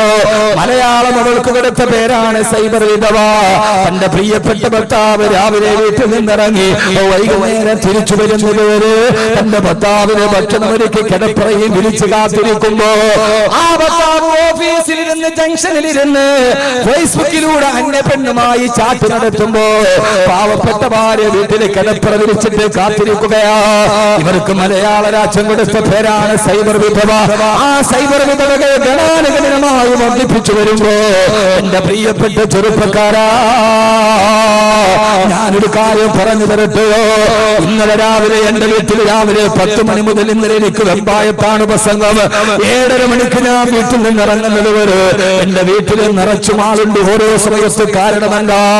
ഗൾഫിൽ നിന്ന് ഭർത്താവ് ഗൾഫിൽ നിന്ന് വരുന്നതിന് മുമ്പ് ഭാര്യ മറ്റൊരാളുടെ കൂടെ പോയി. ഒരാൾ പറയാ, വേറൊരാൾ പറഞ്ഞത് 2 മക്കളുമായി ഹാർട്ട് അറ്റാക്ക് വന്ന് ആൻജിയോപ്ലാസ്റ്റി ചെയ്തിട്ട് ജീവിക്കാൻ വകയില്ലാതെ ഞാനൊരു ഓട്ടോറിക്ഷ ഓടിക്കുകയാ. എന്റെ മകന് 15 വയസ്സ് പ്രായമായി. 5 വർഷം കൂടി എന്റെ പൊന്നുമോനെ വളർത്തിയാൽ അവൻ എനിക്കൊരു നേരത്തെ മരുന്ന് മേടിച്ചു തരാനുള്ള പ്രാപ്തി എത്തിയ ഞാൻ കഷ്ടപ്പെട്ട് വളർത്തിയ എന്റെ മോനെയും കൂട്ടി അവർ വേറൊരുത്തന്റെ കൂടെ ഒളിച്ചോടിയുള്ള പരാതിയുമായി അവരെ ഒന്ന് കണ്ടുപിടിക്കാൻ സഹായിക്കണേ. ഒളിച്ചോടിയവൻ മൂവാട്ടുപടക്കാരനാ. എന്റെ നാടിന്റെ ഒക്കെ അടുത്ത ഭാഗത്തായതുകൊണ്ടൊന്ന് സഹായിക്കുമോ എന്ന് ചോദിച്ചു. വൈകുന്നേരം വരെ എന്റെ വീടിന്റെ മുറ്റത്ത് ആളുകളുണ്ട്. ആ കൂടെ വന്നൊരു ഭർത്താവിനോട് പറഞ്ഞു, ഉസ്താദേ ഞാൻ ഗൾഫിലാണ്. രാവിലെ എഴുന്നേറ്റാൽ 6 മണിക്ക് എന്റെ ഭാര്യയെ വിളിക്കും, 8 മണിക്ക് എന്റെ ഭാര്യയെ വിളിക്കും, ഉച്ചക്ക് ഭക്ഷണം കഴിക്കാൻ നേരത്തിന്റെ ഭാര്യയെ ഞാൻ വിളിക്കും, എന്നിട്ട് കിടന്നുറങ്ങും. എഴുന്നേറ്റാൽ ഉടനെ ഞാൻ അവളെ വിളിച്ചിട്ട് സുഖവിവരങ്ങൾ അന്വേഷിക്കും. മഗ്‌രിബിനെ പള്ളി കഴിഞ്ഞ് വരുമ്പോൾ വിളിക്കും, ഇശാ കഴിഞ്ഞ് കിടക്കാൻ നേരത്തും വിളിക്കും. ഒരു ദിവസം 10 പ്രാവശ്യം ഞാൻ ഒരു 5 മിനിറ്റിൽ കുറയാറ് എന്റെ ഭാര്യയോട് വിളിച്ച് സംസാരിക്കാറുണ്ട്. നമ്മളൊക്കെ പറയും ഭർത്താക്കന്മാരെ വിളിക്കാഞ്ഞിട്ടാണ്, അവർക്ക് ആവശ്യമുള്ളത് കൊടുക്കാഞ്ഞിട്ടാണ്. എല്ലാം കൊടുത്ത ഭർത്താവും ഇങ്ങനെ എന്റെ മുമ്പിൽ പൊട്ടിക്കരഞ്ഞിട്ട് പറഞ്ഞു, എന്നിട്ടും അവൾ എന്നെ വിട്ടിട്ട് ഇറങ്ങിപ്പോയി ഉസ്താദേ. എന്റെ പ്രിയപ്പെട്ട സഹോദരങ്ങളെ, സഹോദരിമാരെ, അതുകൊണ്ട് എനിക്ക് നിങ്ങളോട് പറയാനുള്ളത്, എല്ലാം നഷ്ടപ്പെട്ട് ഭർത്താവിനെ വിട്ടിട്ട് ഇറങ്ങിപ്പോകുന്ന ഭാര്യമാരുടെ, മാതാപിതാക്കളെ വിട്ടിട്ട് ഇറങ്ങിപ്പോകുന്ന ഓരോ കഥ കേൾക്കുമ്പോ അല്ലാഹു നമ്മുടെ ഭാര്യമാരെ സാലിഹാത്തുകളാക്കി തരട്ടെ. എങ്ങനെയുള്ള ഭാര്യമാരെന്നറിയോ? നിങ്ങൾക്കറിയുമല്ലോ, പാരാവാരം പോലെ പരന്നു കിടക്കുന്ന മരുഭൂമി, ഒരു മനുഷ്യവാസത്തിന്റെ വിദൂര സാധ്യത പോലുമില്ലാത്ത മരുഭൂമി, പിഞ്ചു പൈതലിനെ നെഞ്ചോട് ചേർത്ത് പിടിച്ച് ഭർത്താവ് ഫലസ്തീനിലേക്ക് യാത്രയാകുമ്പോ ആ പ്രിയപ്പെട്ട പൈതല് പൈതാഹം കൊണ്ട് പൊട്ടിക്കരയുമ്പോ സഫയിൽ നിന്ന് മറുവയിലേക്ക്, മറുവയിൽ നിന്ന് സഫയിലേക്ക് ഓടിക്കലണ്ട്. കൽപ്പാടത്തിന്റെ ഇടയിൽ നിന്ന് നിർഗലിച്ചു വന്ന ജലസരത്തുകൾ കൊണ്ട് ജലപാനം ചെയ്ത് ആ പ്രിയപ്പെട്ട മകനെ വളർത്തു വലുതാക്കി 8 വർഷക്കാലം വളർത്തു വലുതാക്കുമ്പോ ആരാരും കടന്നു വരാത്ത മക്കയുടെ ഊഷരഭൂമിയിൽ ആരുമില്ലാതെ തന്നെ മകനായ ഇസ്മായിലിനെ വളർത്തു വലുതാക്കി 8 വർഷം കഴിയുമ്പോഴാണ് ഫലസ്തീനിൽ നിന്ന് പിതാവായ ഇബ്രാഹിം നബി വരിക. തന്റെ പ്രിയപ്പെട്ട പിതാവ് വരുമ്പോ മാറി നിന്നില്ല, ഓടിച്ചെന്ന് സലാം പറഞ്ഞ് തന്റെ പ്രിയപ്പെട്ട പിതാവിനെ കൈപിടിച്ചു കൊണ്ടുവന്ന് അന്ന് രാത്രിയിൽ കിടക്കുമ്പോ സ്വപ്നം കാണുകയാ. രാവിലെ എഴുന്നേറ്റിട്ട് 8 വർഷം കഴിഞ്ഞ് വീട്ടിൽ വന്ന ഭർത്താവ് രാവിലെ ഭാര്യയോട് പറയുന്നതെന്താ? മോളെ ഹാജറ, നിന്റെ മകനായ ഇസ്മായിലിനെ ബലി കൊടുക്കാൻ അല്ലാഹു പറഞ്ഞിരിക്കുന്നു. ഹാജറ, കേട്ടുപഴകിയ ചരിത്രത്തിന്റെ പിന്നാമ്പുറത്തേക്ക് നിങ്ങളെ ഞാൻ മാടി വിളിക്കുകയാ. സഹോദരങ്ങള്, ആ സമയത്ത് നിലവിളിച്ചില്ല, വളർത്തിയതിന്റെ കണക്ക് പറഞ്ഞില്ല. നിങ്ങൾ എവിടെയെങ്കിലും പോയി കിടന്നപ്പോ ഞാനാണ് വളർത്തിയതെന്ന് പരാതിയും കണക്കും പറഞ്ഞില്ല. അള്ള പറഞ്ഞതാണെന്ന് പറഞ്ഞ് എന്റെ പ്രിയപ്പെട്ട മകനെ പിതാവിന്റെ കയ്യിൽ കേൾപ്പിച്ച് വാവൽപ്പടയിൽ ചാടി നിൽക്കുമ്പോ ഒരു കൈയിൽ മൂർച്ച കൂടിയ പിച്ചാത്തിയും മറുകയിൽ പൊന്നുമോന്റെ കയ്യും പിടിച്ചുകൊണ്ട് ഭർത്താവ് പാറക്കെട്ടിലേക്ക് പോകുമ്പോ വാവൽപ്പടിയിൽ ചാടി നിന്ന് പൊട്ടിക്കരഞ്ഞില്ല, തലയിൽ കൈവച്ച് ശപിച്ചുമില്ല. ആരോടുകൂടി തന്റെ ഭർത്താവിനെയും മകനെയും ഹാജരാകു പാറപ്പുറത്ത് മലത്ത് കിടത്തിയിട്ട് മകനായ ഇസ്മായിലിന്റെ കടുത്തിലേക്ക് മൂർച്ചയുള്ള കത്ത് ചേർത്ത് വെക്കുമ്പോ ആ പൊന്നുമോൻ വാപ്പാ അറുക്കല്ല വാപ്പ, എന്തേ മോനെ എന്നെ മുഖത്തിന് നേരെ നോക്കിയിട്ട് വാപ്പാക്കന്റെ കടുത്തിറക്കാൻ കഴിയില്ല, അതുകൊണ്ടെന്നെ കമഴ്ത്തി കിടത്തണേ വാപ്പാ. രണ്ടാമതെന്റെ കയ്യും കാലും കെട്ടിയിട്ട് എന്നെ അറുക്കാവൂ. എന്തേ മോനെ എന്റെ കടുത്തിറത്ത് എന്റെ ശരീരത്തിൽ നിന്ന് രക്തം ചീറ്റിച്ചെടുക്കുമ്പോ വാപ്പാടെ പൊന്നുമോൻ ഉപ്പാന്റെ മുന്നിൽ കിടന്ന് കൈകാലിട്ടടിച്ച് പിടയുമ്പോ എന്റെ ഉപ്പാക്ക് പിന്നെ പൂർണ്ണമായും പെറുക്കാ കഴിയില്ല ഉപ്പാ. പാതി വഴിയിൽ എന്റെ കരച്ചിലും പിടച്ചിലും കണ്ടിട്ട് വാപ്പയെങ്ങാനും ഇതിൽ നിന്ന് പിന്മാറിയാൽ എനിക്കും ഉപ്പാക്കും ഉമ്മാക്കും സ്വർഗത്തിലെത്താ കഴിയില്ലല്ലോ ഉപ്പാ.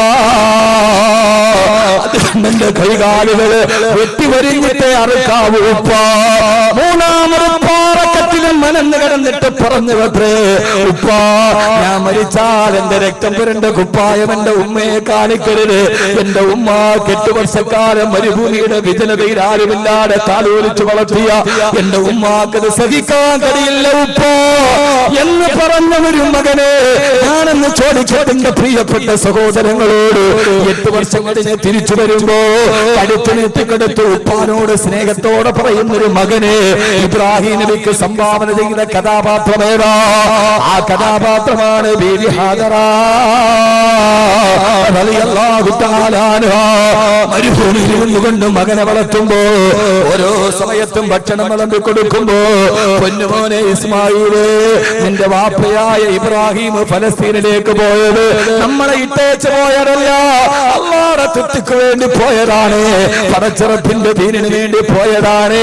അതുകൊണ്ട് ഉപ്പാനെ വെറുക്കല്ല മോനെ എന്ന് പറഞ്ഞു വാപ്പയുടെ അഭാവത്തില്, വാപ്പയില്ലാത്ത സമയത്ത് മക്കളോട് വാപ്പയുടെ ത്യാഗത്തിന്റെ കഥകൾ പറഞ്ഞു കൊടുക്കുന്ന ഒരു ഹാജറയായ ഭാര്യയെ നമുക്ക് കിട്ടിയാലല്ലാതെ നമ്മൾ വീട്ടിലില്ലാത്ത സമയത്ത് 3 നേരം മക്കൾക്ക് ഭക്ഷണം വിളമ്പി കൊടുക്കുമ്പോ പൊന്നുമോനെ നിന്റെ വാപ്പ സൗദി അറേബ്യയിൽ കിടന്ന് ഈ പൊരിവയിലത്തെ കഷ്ടപ്പെട്ടുണ്ടാക്കിയ അയച്ചു തരുന്ന പൈസയാണ് നമ്മുടെ മുമ്പിൽ ആഹാരമായിട്ട് നിൽക്കുന്നത്. നിന്റെ വാപ്പ കടുവാപ്പള്ളിയിലും മത്തിക്കച്ചവടം നടത്തി രാവിലെ മുതൽ വൈകുന്നേരം വരെ നടുറോഡിലിരുന്നിട്ട് മീൻ കച്ചവടം നടത്തി രാവിലെ മുതൽ വൈകുന്നേരം വരെ കട തുറന്നു വെച്ച് ഒരു നേരത്തെ ഭക്ഷണത്തിന് വേണ്ടി കഷ്ടപ്പെട്ട് നിന്റെ വാപ്പ ഏറ്റവും ചെറിയ ശമ്പളത്തിലും ജോലി ചെയ്ത് കിട്ടുന്ന പൈസയാണ് മക്കള്. നമ്മുടെ വാപ്പ കഷ്ടപ്പെട്ട പൈസയാണ് ഈ തരുന്ന ആഹാരമെന്ന് 3 നേരം ഭക്ഷണം കൊടുക്കുമ്പോ ആ സമയത്ത് പ്രിയപ്പെട്ട ഭർത്താവിന്റെ പ്രിയപ്പെട്ട ഉപ്പാന്റെ ത്യാഗത്തിന്റെ കഥ പറഞ്ഞു കൊടുത്ത് മക്കളെ വളർത്തുന്ന ഒരു ഹാദറക്കല്ലാറ് നമ്മുടെ സ്വർഗത്തിലേക്ക് നമ്മുടെ ഭാര്യയായി വരാൻ കഴിയില്ലെങ്കിൽ എന്റെ പ്രിയപ്പെട്ട സഹോദരാ, എന്റെ പ്രിയപ്പെട്ട സഹോദരാ, അല്ലാഹു നമ്മുടെ ഭാര്യമാരെ ഹാജരാക്കി തരട്ടെ. അതുകൊണ്ടാണ് അല്ലാഹുവിന്റെ റസൂൽ നബി മുഹമ്മദ് മുസ്തഫ സല്ലല്ലാഹു അലൈഹി വസല്ലം പറഞ്ഞത് ഇയ്യാകും വഹലറാഉദ്ദമി, നിങ്ങളെയും ഹലറാഉദ്ദമിനെയും നിങ്ങൾ സൂക്ഷിച്ചുകൊള്ളണേ. സഹാബത്ത് ചോദിച്ചു നബിയേ മാ ഹലറാഉദ്ദമി യാ റസൂലല്ലാഹ്, ഹലറാഉദ്ദമ ആരാണ് നബിയേ? അല്ലാഹു നമ്മുടെ ഭാര്യമാരെ ഹാജരാക്കി തരട്ടെ. വാപ്പയില്ലാത്ത സമയത്ത് സമയം നമുക്ക് പോകാൻ ഉണ്ടോ?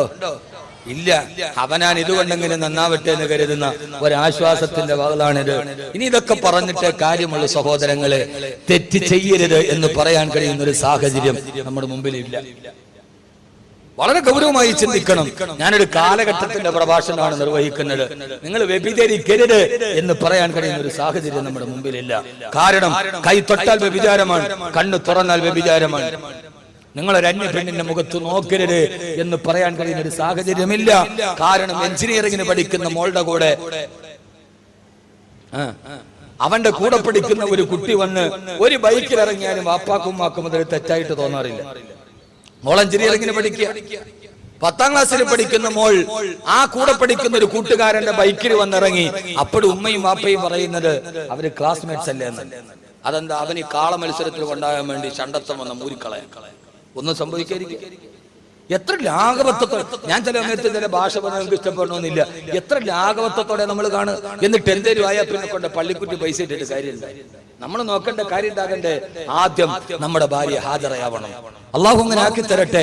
വാപ്പ ഇല്ലാത്ത സമയത്ത് മക്കളെ ഒരു പെൻസിൽ കടിച്ചു കളയുമ്പോൾ പോലും മക്കളെ ഇത് വാപ്പയുടെ വിയർപ്പിന്റേതാണ് എന്ന് വാപ്പ ഇല്ലാത്ത സമയത്ത് വാപ്പയുടെ ത്യാഗത്തെക്കുറിച്ചും മക്കളോട് പറഞ്ഞു കൊടുത്തു വളർത്തിക്കൊണ്ടുവരുന്ന ഒരു ഭാര്യയ്ക്ക് ഒരു നല്ല കുടുംബത്തെ സംവിധാനിക്കാൻ കഴിയും. അല്ലാതെ അയാൾ പോട്ടെ നമുക്ക് ആസ്വദിക്കാമെന്നൊക്കെ. ഇന്ന് മിക്കവാറും പ്രവാസികളുടെ കുടുംബത്തിനെ പറ്റി അബദ്ധം ഇതാണ്. പ്രവാസ ലോകത്ത് കഷ്ടപ്പെടുന്നവന് എന്താ പ്രവാസി എന്നറിയോ? 1000 റിയാൽ നാട്ടിലേക്ക് അയക്കാൻ വേണ്ടി പോക്കറ്റിൽ വെച്ചിട്ട് അവൻ ഇറങ്ങി നടക്കാൻ നേരത്ത് എക്സ്ചേഞ്ചിലേക്ക് പോകാൻ അയക്കാൻ ടാക്സിക്ക് കൈ നീട്ടും. എത്ര റുപ്യ? 10 റിയാൽ, 10 റിയാൽ. അപ്പൊ വിചാരിക്കുമ്പോൾ 10 റിയാൽ ടാക്സിക്കാരന് കൊടുത്താൽ പിന്നെ 990 റിയാല് നാട്ടിലേക്ക് അയക്കാൻ പറ്റൂ എന്ന് വിചാരിച്ചിട്ട് ആ പച്ചപ്പാവം 10 റിയാൽ വാഹനത്തിൽ സഞ്ചരിക്കേണ്ട ദൂരം അവൻ പൊരിവയിലെത്ത് റോഡിലൂടെ സഞ്ചരിക്കും. അപ്പുറം പോയി ലുലു എക്സ്ചേഞ്ചിൽ പോയി 1000 റിയാൽ തികച്ചവൻ വിചാരിക്കും 10 റിയാൽ ടാക്സി കൊടുത്താൽ ആ 10 റിയാൽ കൊണ്ട് മോളുടെ 1 മാസത്തെ ഫീസ് കൊടുക്കാം. പാവപ്പെട്ടവൻ 1000 റിയാൽ തികച്ചയക്കും. നടന്നു ചെന്നിട്ട് ഭാര്യയെ വിളിച്ചിട്ട് പറയും 1000 റിയാൽ അയച്ചിട്ടുണ്ട്, ബാങ്കിൽ പോയി മേടിച്ചോളീൻ.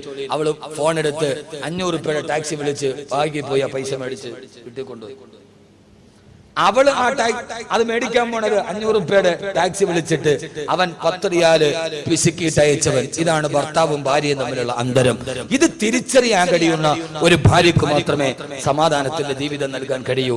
അതുകൊണ്ടാണ് ഹബീബായ നബി മുഹമ്മദ് മുസ്തഫ സല്ലല്ലാഹു അലൈഹി വസല്ലം പറഞ്ഞത് ഇയ്യാകും വഹലറാഅദ്ദമി, നിങ്ങളെയും ഹലറാഉദ്ദമിനെയും നിങ്ങൾ സൂക്ഷിച്ചുകൊള്ളണേ. എന്താ ഹലറാഉദ്ദം അറിയില്ല? എന്താ ഹലറാഉദ്ദം? അല്ലാഹു മനസ്സിലാക്കാനുള്ള ബോധം നൽകട്ടെ. ഞാൻ ആ വിഷയം കൂടെ പറഞ്ഞ അവസാനം 2 മണിക്കൂർ ആവാറായി. അള്ളാഹു സ്വീകരിക്കട്ടെ. ഈ കേൾക്കുന്നത് പ്രയോജനമുണ്ടാകണം. വളരെ പ്രധാനപ്പെട്ട ചില കാര്യങ്ങൾ പറയാറുണ്ട്. ഏതാണ് ഹലറ ഉദ്ദം? കല്യാണം കഴിക്കാത്ത ആളുകളൊക്കെ ഉണ്ടെന്ന് കൈപൊക്കി. കല്യാണം കഴിക്കാത്തവർ, ഇതെന്ത് ശൈശവ വിവാഹം നടക്കുന്ന സ്ഥലമാണ്? ഒന്നിനും മീശയില്ല, ഒട്ട് കയ്യും പൊക്കണില്ല. ഒന്ന് പൊക്ക് മനുഷ്യന്മാരെ. കല്യാണം കഴിക്കാത്തവര് അൽഹംദുലില്ലാ. കേട്ടോളി, ഞാൻ ഇനി പറയാൻ പോണ കാര്യം കേട്ടോളി. ആദരവായ പ്രവാചകൻ നബി മുഹമ്മദ് മുസ്തഫ സല്ലല്ലാഹു അലൈഹി വസല്ലം പറയുകയാ, ഇയ്യാകും വഹവറാഅദ്മി, നിങ്ങളെയും ഹവറാഅദ്മിനെ നിങ്ങൾ സൂക്ഷിച്ചുകൊള്ളണം. ആരാണ് നബിയെ ഹവറാഅദ്മി യാ റസൂലല്ലാഹ്? ആരാണ് നബിയെ ഹവറാഅദ്മി എന്ന് പറയുന്നത്? ഹബീബായ നബി തങ്ങൾ മറുപടി പറഞ്ഞു, ഇംറഅത്തുൻ ഹസന ഈ മമ്പത്തത്തിസു, മോശമായ അവസ്ഥയിൽ ജീവിച്ചു വന്നവർ, സൗന്ദര്യം മാത്രമുള്ള പെണ്ണ. അവർ ജീവിച്ചത് ഏറ്റവും മോശമായ അവസ്ഥയിലാണ്. അവർ ഇതേവരെ സുബഹി നമസ്കരിക്കാത്ത, ദീനിന്റെ ഒരു ഷിആറുകളില്ലാത്ത ഒരു വീട്ടിലാണ് അവർ ജീവിച്ചു വന്നത്. അങ്ങനെയുള്ള സാഹചര്യത്തിൽ ജനിച്ച സൗന്ദര്യം മാത്രമുള്ള പെണ്ണിനെ നീ വിവാഹം ചെയ്യരുത്. അവളെ നിന്റെ വീട്ടിലേക്ക് കടന്നു വന്നാൽ അതോടെ നമ്മുടെ കുടുംബം തകർന്ന് തരിപ്പണമാകും. ആ കുടുംബത്തിൽ പിന്നെ നാളെ സ്വർഗത്തിൽ ഒരുമിക്കാൻ കഴിയില്ലെന്ന് ലോകത്തിന്റെ മുറ്റേ ഹബീബായ നബി മുഹമ്മദ് മുസ്തഫ സല്ലല്ലാഹു അലൈഹി വസല്ലമ. ഞാൻ എന്റെ പ്രസംഗത്തിന്റെ സമാപന പ്രഭാഷണത്തിലോട്ട് കിടക്കുകയാണ്. എന്ത് പറയണം, എവിടെ പറയണമെന്ന് എനിക്കറിയില്ല. നമ്മുടെ മക്കളെയാണ് നാം വളർത്തിക്കൊണ്ടുവരേണ്ടത്.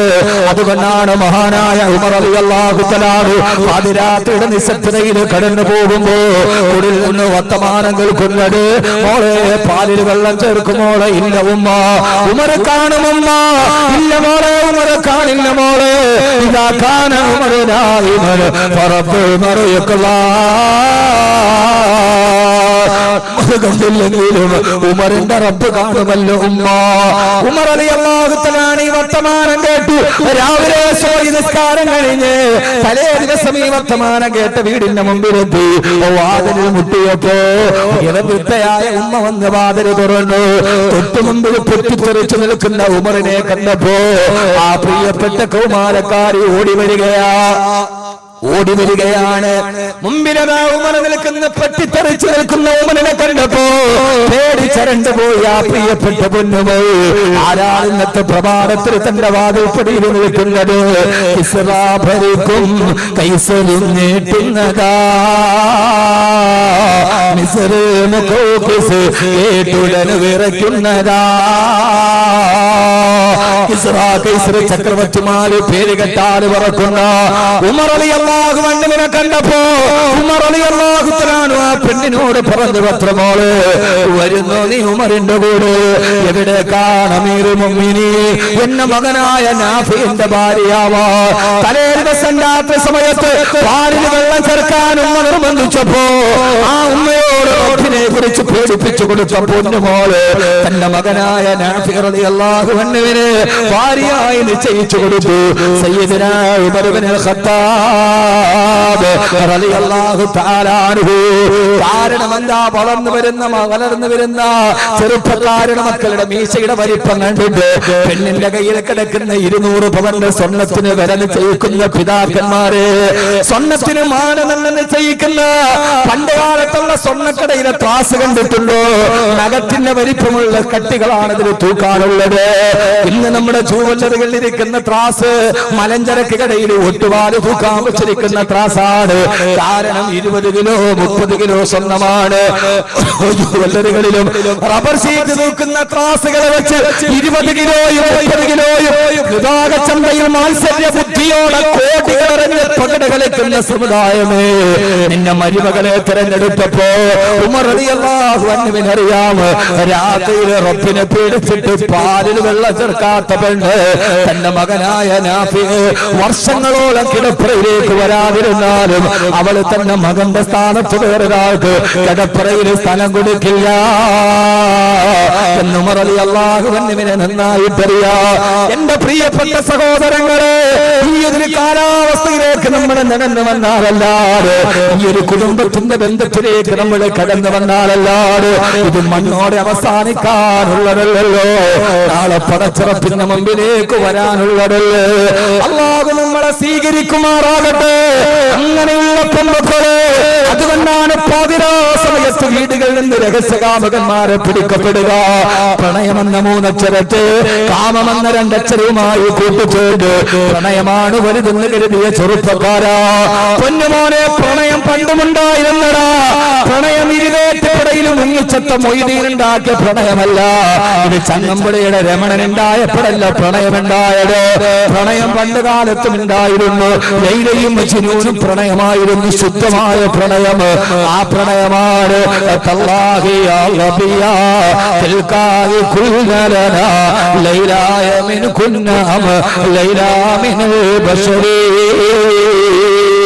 പച്ചപ്പുൽമേടുകളിൽ പച്ചപ്പുല്ലിരുന്ന പച്ചപ്പാൻമേ മാൻപേടകളോട് മാൻപേടകളുടെ നയനധ്വനത്തിന്റെ സൗകുമാര്യം കണ്ടപ്പോ എന്റെ ലൈലയുടെ കണ്ണ് നിങ്ങളെ പോലെയാണെന്ന് പാടിപ്പോയ മജ്നൂന്റെ പാട്ട്. എന്നാൽ അശ്ലീലത്തിന്റെ പ്രണയം ഉണ്ടായിട്ടുണ്ട്. ഇമ്മുൽ കൈസ് അശ്ലീലത്തിന്റെ പ്രണയത്തിന്റെ ആളാണ്. നിങ്ങൾ പഠിച്ചോ. മൊയ്തീനല്ല പ്രണയം ഉണ്ടാക്കി തന്നത്. ലൈലയും മജ്നൂനും നല്ല പ്രണയമാണ്.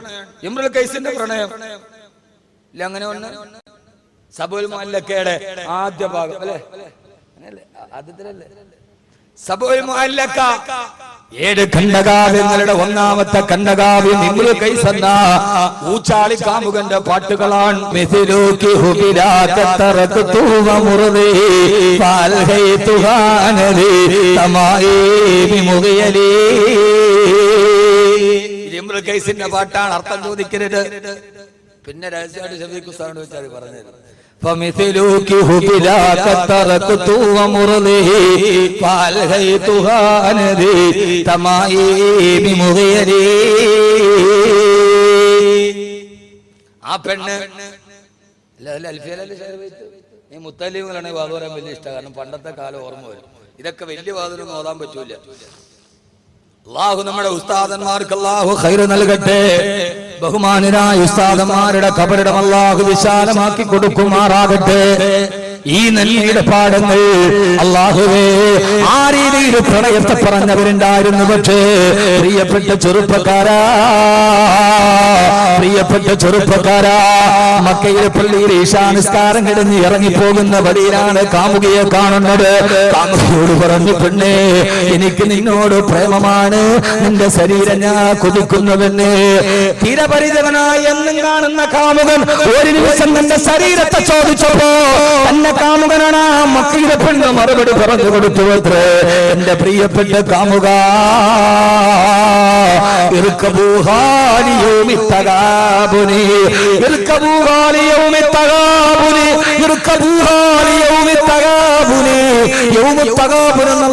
പേരിട്ട് വെച്ച എല്ലാവരെയും പരലോകത്ത് ഒരുമിച്ച് കൂട്ടുന്ന മഹിഷറയിൽ ഈ പ്രണയം നമുക്ക് 2 പേർക്ക് പ്രയോജനം ചെയ്യുമെന്ന് ആ പ്രണയത്തിന് ഞാൻ തയ്യാറാണ്. ചെറുപ്പക്കാരാ, മഹിഷറയില് കുറ്റം കിട്ടുന്നതാണെങ്കിൽ ഞാനില്ലെന്ന് പറഞ്ഞ കാമുകയുണ്ടായിരുന്നു ചരിത്രത്തിൽ. എല്ലാ പ്രേമമെന്ന് ധരിച്ച, എല്ലാ കാമമെന്ന് ധരിച്ച ജനിച്ച മങ്ങളോട് പോലും കണ്ടു പറയാറുണ്ട്, പെണ്ണ് പ്രായബുദ്ധിയായാൽ അച്ഛനുറക്കമില്ല എന്ന്. കാലം മാറി, അച്ഛനുണ്ടെങ്കിൽ പെണ്ണിനുറക്കമില്ല. അപ്പുറത്തെ റൂമിൽ കിടക്കുന്ന പ്രായബുദ്ധിയായ പെണ്ണ് വാതിൽ കുറ്റിയിടാതെ കിടക്കാൻ പേടിയാണ്. അത് കള്ള് കച്ചവടക്കാരനെ പേടിച്ചിട്ടല്ല, അപ്പുറത്ത് കിടക്കുന്ന ജന്മം നൽകിയ പിതാവിനെ പേടിച്ചിട്ട്. ഒരു പൊന്നുമോൾക്ക് ജീവിക്കാൻ കഴിയാത്ത അവസ്ഥയിൽ വരുമ്പോ മലയാളത്തിന്റെ ഒരു ആധുനിക കവിയുണ്ട് സത്താറാദൂർ. അദ്ദേഹത്തിന്റെ 2 വരി കവിത ഞാൻ പറഞ്ഞു തരാം.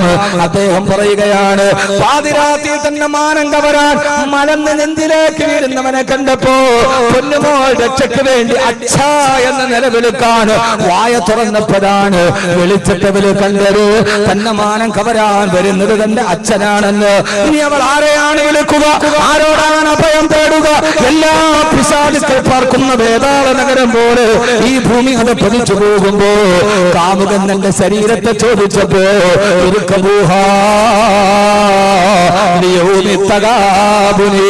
നാളെ പരലോകത്ത് നമുക്ക് ഇതുകൊണ്ട് പ്രയോജനമുണ്ടെങ്കിൽ ഞാൻ ഞാനതിന് തയ്യാറാണെന്ന് പറയുന്ന വഴിയരികിൽ കാണുന്ന കാമുകനോട് മഹിഷറെ കുറിച്ച് പറഞ്ഞു കൊടുക്കുന്ന തന്റെ ശരീരത്തിൽ തൊടാൻ വരുന്നവനോട് ഇല്ല ഇല്ല ഇത് പരലോകത്തേക്കാണെങ്കിൽ ഞാൻ ഉണ്ടെന്ന് പറയാൻ കഴിയുന്ന ഒരു ഭാര്യക്കും മക്കൾക്കുമാണ്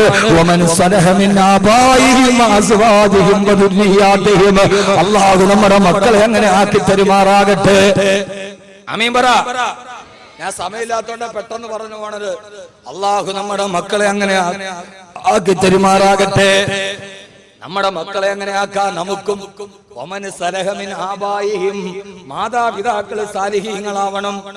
ആദ്യം എന്ത് ചെയ്യണം? മക്കള് നന്നായാ പോരാ, പിന്നെ മാതാപിതാക്കള് സാലിഹീങ്ങളാവണം. അതുകൊണ്ടാണല്ലോ ഖുർആനിൽ ദുആ പഠിപ്പിച്ചത്, റബ്ബനാ ഹബ് ലനാ മിൻ അസ്വാദിനാ വ ദുർരിയാതിനാ ഖുർറത അയ്യുനിൻ. ഞങ്ങളുടെ മക്കളെയും ഞങ്ങളുടെ ഭാര്യമാരെയും നീ കൺകുളിർമയുള്ളവരാക്കി തരണേ അല്ലാഹ് എന്ന് വാപ്പയെപ്പോഴും ദുആ ചെയ്യണം. എന്നിട്ട് ദുആ തീർന്നിട്ടില്ല. വജഅൽനാ ലിൽ മുത്തഖീന ഇമാമാ. നിന്റെ ഭാര്യയും നിന്റെ മക്കളും നിനക്ക് കൺകുളിർമയുള്ളവരാകണമെങ്കിൽ നീ മുത്തഖിയായാൽ പോരാ, നീ മുത്തഖീങ്ങളുടെ ഇമാമാവണം. അതാണ് ദുആയുടെ അർത്ഥം. വജഅൽനാ ലിൽ മുത്തഖീന ഇമാമ. എന്റെ ഭാര്യയും മക്കളും നന്നാവണമെന്ന് ദുആ ചെയ്താൽ പോരാ. നിനക്ക് മനസ്സിലാവണുണ്ടോ ഞാൻ പറയണത്? ഉണ്ടോ ഉണ്ടോ മച്ചന്മാരെ? ഉണ്ടോ ഇല്ലയോ? അത് നിങ്ങൾ ഉറക്കമാണ്. പിന്നെന്താ ഒരു ഹറക്കത്ത് സുക്കൂനില്ലാത്തത്? എന്റെ ഭാര്യയും മക്കളും സാലിഹീങ്ങളാകണമെന്ന് എപ്പോഴും ആണുങ്ങൾ ദുആ ചെയ്യണം. ചെയ്താ പോരാ. വജഅൽനാ ലിൽ മുത്തഖീന ഇമാമ. ദുആ ചെയ്യുന്ന വാപ്പ മുത്തഖിയായാലും ഇത് നടക്കൂല. പിന്നെയോ മുത്തഖീങ്ങളുടെ ഇമാമാവണം. മുത്തഖിയായാലും ഭാര്യയും മക്കളും സാലിഹീങ്ങളാകാൻ ബുദ്ധിമുട്ടാണ്. മുത്തഖീങ്ങളുടെ ഇമാമാവണം എന്ന് ഖുർആൻ. അല്ലാഹു നമുക്ക് നന്മ നൽകട്ടെ. അല്ലാഹു നമുക്ക് നന്മ നൽകട്ടെ. അല്ലാഹു നമുക്ക് നന്മ നൽകട്ടെ. അതുകൊണ്ട് സഹോദരങ്ങളെ ഞാൻ ചുരുക്കുകയാണ്, നമ്മുടെ മക്കളെ നമ്മൾ ആ രീതിയിൽ വളർത്താൻ തയ്യാറാവണം. നിങ്ങൾ വിചാരിക്കുന്നുണ്ടാവും, ഓ എന്റെ മകൻ എഞ്ചിനീയറിംഗിനായി തലപ്പാവ് കെട്ടി മുത്തല്യങ്ങളൊക്കെ പച്ചപ്പൊട്ടന്മാരുടെ മക്കളാന്ന് കരുതുന്ന ഒരു ലോകം ഉണ്ടാവും. കാരണം എന്താ? അവരൊക്കെ ദീൻ പഠിക്കാൻ വന്നു. നമ്മുടെ മക്കളോട് നമുക്ക് പഠിപ്പിച്ചു കൊടുക്കൽ ബാധ്യതയുണ്ട്. മഹാനായ അബ്ദുല്ലാഹ് ഇബ്നു സഅദ് റളിയല്ലാഹു തആല പറയാണ്, 6 വയസ്സ് എനിക്ക് പ്രായമുള്ളപ്പോ എന്റെ വാപ്പ എനിക്ക് കൃത്യമായി ചൊല്ലാൻ ഒരു ദിക്ർ പഠിപ്പിച്ചു തന്നു. എത്ര വയസ്സുള്ളപ്പോ? ഇങ്ങോട്ട് എത്ര വയസ്സുള്ളപ്പോ? 6 വയസ്സുള്ളപ്പോ ആര് പഠിപ്പിച്ചു കൊടുത്തു? പള്ളിക്കലെ മൂല്യാരല്ല എന്റെ വാപ്പ, പള്ളിക്കലെ മുക്രിയല്ല, എന്റെ വാപ്പ 6 വയസ്സ് പ്രായമുള്ളപ്പോ എനിക്കൊരു ദിക്ർ പഠിപ്പിച്ചു തന്നു. മോനെ അബ്ദുല്ലാഹ് ഇബ്നു സഅദ് റളിയല്ലാഹു അൻഹു പറയാ, എന്റെ വാപ്പ എനിക്ക് 6-ാമത്തെ വയസ്സിൽ ഒരു ദിക്ർ പഠിപ്പിച്ചു തന്നു. എന്നിട്ട് പറഞ്ഞു, മോനെ അബ്ദുല്ലാഹ്, ഇത് നീ മുടങ്ങാതെ എപ്പോഴും ഈ ദിക്ർ ചൊല്ലണേ. മഹാനായ അബ്ദുല്ലാഹ് ഇബ്നു സഅദ് റളിയല്ലാഹു അൻഹു രേഖപ്പെടുത്തുന്നുണ്ട്, ആ ദിക്ർ ഞാൻ 8 വയസ്സ് വരെ 2 വർഷത്തോളം ആ ദിക്ർ ഞാൻ തുടർച്ചയായി ചൊല്ലി. വജഅല ഫീ ഖൽബി നൂറാ. അപ്പൊ എന്റെ ഹൃദയം പ്രകാശിക്കാൻ തുടങ്ങി. പിന്നെയും 2 വർഷം കൂടി ആ ദിക്ർ ഞാൻ ചൊല്ലി. അപ്പൊ എന്റെ ആത്മാവിന് പ്രകാശം ഉണ്ടാവാൻ തുടങ്ങി. 10 വയസ്സായപ്പോ ആ പെണ്ണുമോന്റെ ഹൃദയവും റൂഹും പ്രകാശിക്കാൻ തുടങ്ങി. ഇനി എങ്ങനെയാണ് അവനോട് ഹിന്ദു പെണ്ണിനെ വിളിച്ചിട്ട് വീട്ടിലേക്ക് വരിക? അങ്ങനെ പ്രകാശിച്ച ഒരു പെണ്ണെങ്ങനെയാണ് വേറൊരുത്തരുടെ കൈ പിടിച്ചിട്ടിറങ്ങി പോവുക? എങ്ങനെയാണ് അവൾക്ക് ആ പാഠം മറക്കാൻ കഴിയുക? അവളുടെ ഹൃദയത്തിൽ നൂറായല്ലോ. ഹൃദയത്തിൽ നൂറില്ലാത്തത് കൊണ്ടാണ് മദീനയിൽ താമസിച്ചിട്ട് മുനാഫിക്കീങ്ങളെ നരകത്തിൽ പോയത്. ഖത്തമല്ലാഹു അലാ ഖുലൂബിഹിം വഅലാ സമഇഹിം വഅലാ അബ്സാരിഹിം ഗിശാവാ. അവരുടെ കണ്ണിന്റെ മുകളിലും അവരുടെ ഹൃദയത്തിൽ ഞാൻ സീൽ ചെയ്ത് കളഞ്ഞു. 10-ാമത്തെ വയസ്സിൽ ആ കുട്ടിയുടെ ഹൃദയത്തിലും പ്രകാശമായി, ആത്മാവിലും പ്രകാശമായി. ഏതാ ദിക്ർ? ആ ദിക്റാണ്. പഠിക്കാൻ കുറെ പാഠമുണ്ട്. ഈ പാഠം പഠിക്കാത്തതാണ് നമ്മുടെ ജീവിതം പുഴുത്തുപോയത്. ആ ദിക്റാണ് എന്റെ വാപ്പ എനിക്ക് 6-ാമത്തെ വയസ്സിൽ പഠിപ്പിച്ചു തന്ന ദിക്റാണ്. അല്ലാഹു ഹാദിരി, അല്ലാഹു നാദിരി, അല്ലാഹു ഷാഹിദി, അല്ലാഹു മടി. അല്ലാഹു ഹാദിരി, അല്ലാഹു നാദിരി, അല്ലാഹു ഷാഹിദി, അല്ലാഹു മടി. മോനെ അബ്ദുല്ലാഹ്, അല്ലാഹു ഹാദിരി, അല്ലാഹ് നമ്മുടെ മുമ്പിൽ ഹാദിറാണ് മോനെ. അല്ലാഹു നാദിരി, അല്ലാഹ് നിന്നെ കാണുന്നുണ്ട് മോനെ. അല്ലാഹു ഷാഹിദി, നമ്മൾ എന്ത് ചെയ്താലും അല്ലാഹ് അതിന് സാക്ഷിയാണ് മോനെ. അല്ലാഹു മടി, അല്ലാഹ് നമ്മുടെ കൂടെയുണ്ട് മോനെ അബ്ദുല്ലാഹ്. അതുകൊണ്ട് അല്ലാഹ് കിട്ടപ്പെടാത്തതൊന്നും ചെയ്യരുതേ കൺമണിയെ എന്നെന്റെ വാപ്പ 6-ാമത്തെ വയസ്സിൽ എനിക്ക് പഠിപ്പിച്ചു തന്ന ദിക്റാണ്. നമ്മളിത് മക്കൾക്ക് പഠിപ്പിച്ചു കൊടുക്കൂല. കാരണം ഇത് അവനവൻ തന്നെ പറഞ്ഞാൽ കാഫിറാകും എന്നുള്ള വാദത്തിലാണ് നമ്മൾ.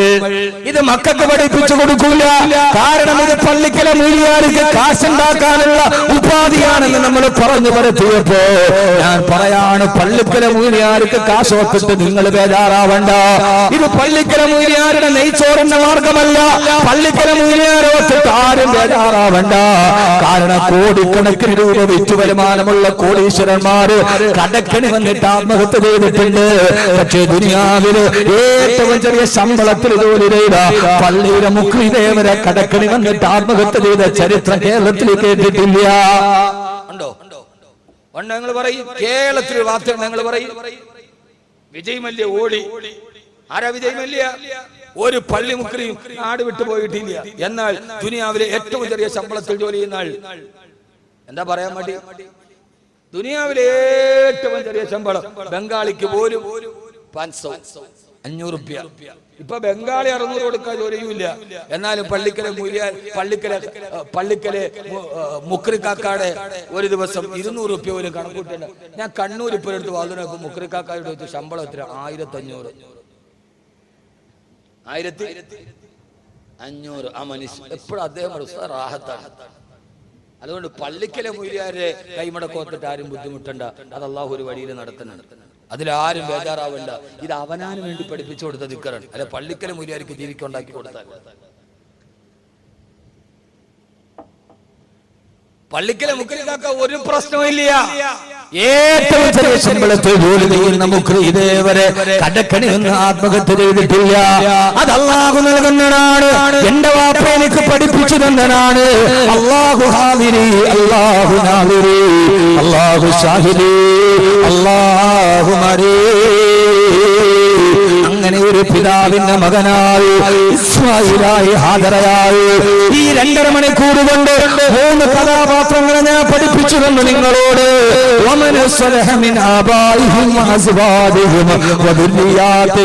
മാതാപിതാക്കൾ അതാണ് ഹാജറ റളിയല്ലാഹു അൻഹ, വഅസ്വാദിഹിം അതാണ് ആയിഷ റളിയല്ലാഹു അൻഹ, വദുല്ലിയാതിഹിം നമ്മുടെ മക്കൾ അതാണ് അബ്ദുല്ലാഹി ഇബ്നു സഈദ് റളിയല്ലാഹു അൻഹു. സ്വർഗ്ഗത്തിന്റെ ഏദൻ തോട്ടത്തിൽ ഒരുമിച്ച് കൂടുന്ന സ്വർഗ്ഗ കുടുംബത്തിന്റെ റോൾ മോഡലാണ് പഠിപ്പിച്ചു തന്നത്. അല്ലാഹുവേ, അല്ലാഹുവേ, വാപ്പയോട് സ്നേഹമുള്ള മക്കളായി മൈലാണ്ടിയുടെ കല്യാണ പന്തലിൽ നിന്ന് വരൻ വരുന്നതിന് 1 മണിക്കൂർ മുമ്പ് ഒരു പെണ്ണിനെങ്ങനെയാണ് ഇറങ്ങിപ്പോവാൻ കഴിയുക? കട്ടപ്പെട്ട് വളർത്തിയ വാപ്പ, അത് നിന്റെ വാപ്പ അനുഭവിച്ച വെയിലാണെന്ന് കരുതി മരിച്ചിട്ട് മണ്ണിന്റെ അടിയിലേക്ക് പോയാലും നാളെ സ്വർഗത്തിൽ ഞങ്ങൾക്ക് ഒരുമിച്ച് കൂടാൻ കഴിയുമല്ലോ.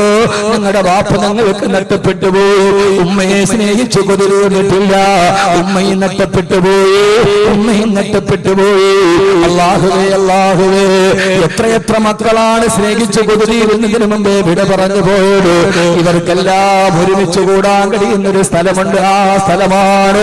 ആ സ്ഥലമാണ് മഹാനായ അബൂബക്കർ സിദ്ദീഖ് റളിയല്ലാഹു തആല വഫാത്തിന്റെ വേളയിൽ കിടക്കുമ്പോ, സക്കറാത്തിന്റെ അവസ്ഥയിൽ കിടന്ന് പിടയുമ്പോ ഈ പറഞ്ഞ ആയിഷ റളിയല്ലാഹു തആല അൻഹ എങ്ങനെയാണ് സ്വർഗ്ഗത്തിന്റെ കുടുംബം ഒരുമിച്ച് കൂടുന്നതെന്ന് തിരിച്ചറിയാ. വാപ്പ മരിച്ചതിങ്ങനെ ആയിഷ റളിയല്ലാഹു അൻഹ പറയാ, എന്റെ ഭർത്താവ് വിട പറഞ്ഞപ്പോൾ മുഖം കാണാൻ കഴിയാത്ത പട്ടിണിയിലാണ് ഞാൻ. എന്റെ വാപ്പ വിട പറഞ്ഞപ്പോഴോ ആ ഒരു കുടുംബത്തോടെ നമുക്ക് സമാപനം കുറിക്കാം. ആയിഷ റളിയല്ലാഹു അൻഹയുടെ പ്രിയപ്പെട്ട ഉപ്പ അബൂബക്കർ റളിയല്ലാഹു തആല വഫാത്തിന്റെ വേളയിലാണ്, സക്കറാത്തിന്റെ വേദനയിൽ വന്നപ്പോ ആയിഷ റളിയല്ലാഹു തആല പൊന്നുമോളോടി വന്നു വാപ്പാന്റെ അടുക്കൽ നിന്നിട്ട് പറഞ്ഞു, വാപ്പാ അങ്ങ് ഈ ലോകത്തിൽ നിന്ന് വിട പറഞ്ഞു പോയാൽ അങ്ങേക്ക് പകരം വെക്കാൻ ഇനി ആരുമില്ലല്ലോ ഉപ്പാ എന്ന് ദുഃഖത്തോടെ പറയവേ സക്കറാത്തിന്റെ വേദനയിൽ കിടന്നിട്ട് അബൂബക്കർ റളിയല്ലാഹു തആല പറഞ്ഞു, പൊന്നുമോളെ ആയിഷ, അന്ന് 20 വയസ്സാണ് ആയിഷ ബീവിയുടെ പ്രായം. അങ്ങനെ അല്ലല്ലോ മോളെ പറയേണ്ടത്. അബൂബക്കർ റളിയല്ലാഹു അൻഹുവിന്റെ പ്രായം 63 വയസ്സാണ്. മുത്തുനബിയുടെ അതേ പ്രായത്തിലാണ് അബൂബക്കർ റളിയല്ലാഹു അൻഹു വഫാത്താകുന്നത്. ആ സ്നേഹത്തിന്റെ നിദാനം പോലെ വഫാത്താകുന്നതിന് തൊട്ടു മുമ്പ് റസൂലുള്ളാഹി സ്വല്ലല്ലാഹു അലൈഹി വസല്ലം അലിയെ കണ്ടു, അലിയേ, നീ എങ്ങാനും എന്നെ അടുത്ത് വന്നില്ലായിരുന്നുവെങ്കിൽ എന്റെ മകൾക്ക് ഏറ്റവും നല്ല ഭർത്താവിനെ കിട്ടുമായിരുന്നില്ലല്ലോ അലിയേ. വഫാത്തിന്റെ തൊട്ടു മുമ്പുള്ള വേളയിലാണ് ഉസ്മാൻ റളിയല്ലാഹു അൻഹുവിനെ കണ്ടു. ഉസ്മാനേ, ഉസ്മാനേ, എന്റെ പൊന്നുമോള് സൈനബിനെ നിനക്ക് ഞാൻ വിവാഹം ചെയ്തു തന്നു. അവള് മരിച്ചുപോയി. രണ്ടാമത്തെ മോളെ നിനക്ക് ഞാൻ വിവാഹം ചെയ്തു തന്നു. ഇനിയും എനിക്കൊരു മോള് കൂടി ഉണ്ടായിരുന്നെങ്കിൽ ഞാൻ നിനക്ക് വിവാഹം ചെയ്ത് തരുമായിരുന്നു. അലി റളിയല്ലാഹു അൻഹുവിനെ സമാശ്വസിപ്പിച്ചു. ഉസ്മാൻ റളിയല്ലാഹു അൻഹുവിനോട് കഥ പറഞ്ഞു. അപ്പോഴാണ് ഇടത് ഭാഗത്ത് ഉമർ റളിയല്ലാഹു അൻഹു, ഇടത് ഭാഗത്ത് അബൂബക്കർ റളിയല്ലാഹു അൻഹു അവരുടെ നടുവിൽ നിന്നിട്ട് അവരുടെ ഇരു ചുമലുകളിലേക്ക് തന്റെ റിസാലത്തിന്റെ ഇരു കരങ്ങൾ എടുത്തു വെച്ചിട്ട് ഉറക്കെ പറഞ്ഞു, ഉമറേ, അബൂബക്കറേ, വഹകദാ യദ്ഖുലു സാലിസാനി ഫിൽ ജന്ന, വഹകദാ യദ്ഖുലു സാലിസാനി ഫിൽ ജന്ന. ഇങ്ങനെയാണ് നമ്മൾ 3 പേര് സ്വർഗ്ഗത്തിൽ നിൽക്കുന്നത് അബൂബക്കറേ. അതുകൊണ്ടാണ് റൗളയിലും അങ്ങനെ തന്നെ കിടന്നുറങ്ങുന്നത്. സ്വർഗ്ഗത്തിൽ എങ്ങനെയാണോ ഒരുമിച്ച് കൂടുന്നത് അതേപോലെ റൗളയിലും ഒരുമിച്ച് കൂടി. മരണത്തിലും അങ്ങനെ തന്നെ. ഇതാണ് സ്നേഹത്തിന്റെ വസന്തമെന്ന് ലോകത്തോട് പഠിപ്പിച്ചു തന്ന മുത്തുനബിയെ സലാം സലാം. 63-ാമത്തെ വയസ്സിലാണ് അബൂബക്കർ റളിയല്ലാഹു തആല വഫാത്താകുന്നത്. 20 വയസ്സുകാരി പൊന്നുമോൾ ആയിഷ ബീവി വന്നിട്ട്, എന്റെ ഉപ്പ പോയാൽ ഇനി പകരമാരുമില്ലല്ലോ ഉപ്പ. അപ്പോഴാണ് അബൂബക്കർ റളിയല്ലാഹു തആല പറഞ്ഞു കൊടുത്തത്, അങ്ങനെയല്ലല്ലോ മോളെ പറയേണ്ടത്, അങ്ങനെ പറയാനല്ലല്ലോ അല്ല പറഞ്ഞത്. വജാഅത് സക്റത്തുൽ മൗതി ബിൽ ഹഖ് ദാലിക മാ കുൻത മിൻഹു തഹീബ്. അതല്ലേ അല്ല പറഞ്ഞു തന്നത്. വജാഅത് സക്റത്തുൽ മൗതി ബിൽ ഹഖ്, മരണം സുനിശ്ചിതമായി വന്നെത്തി.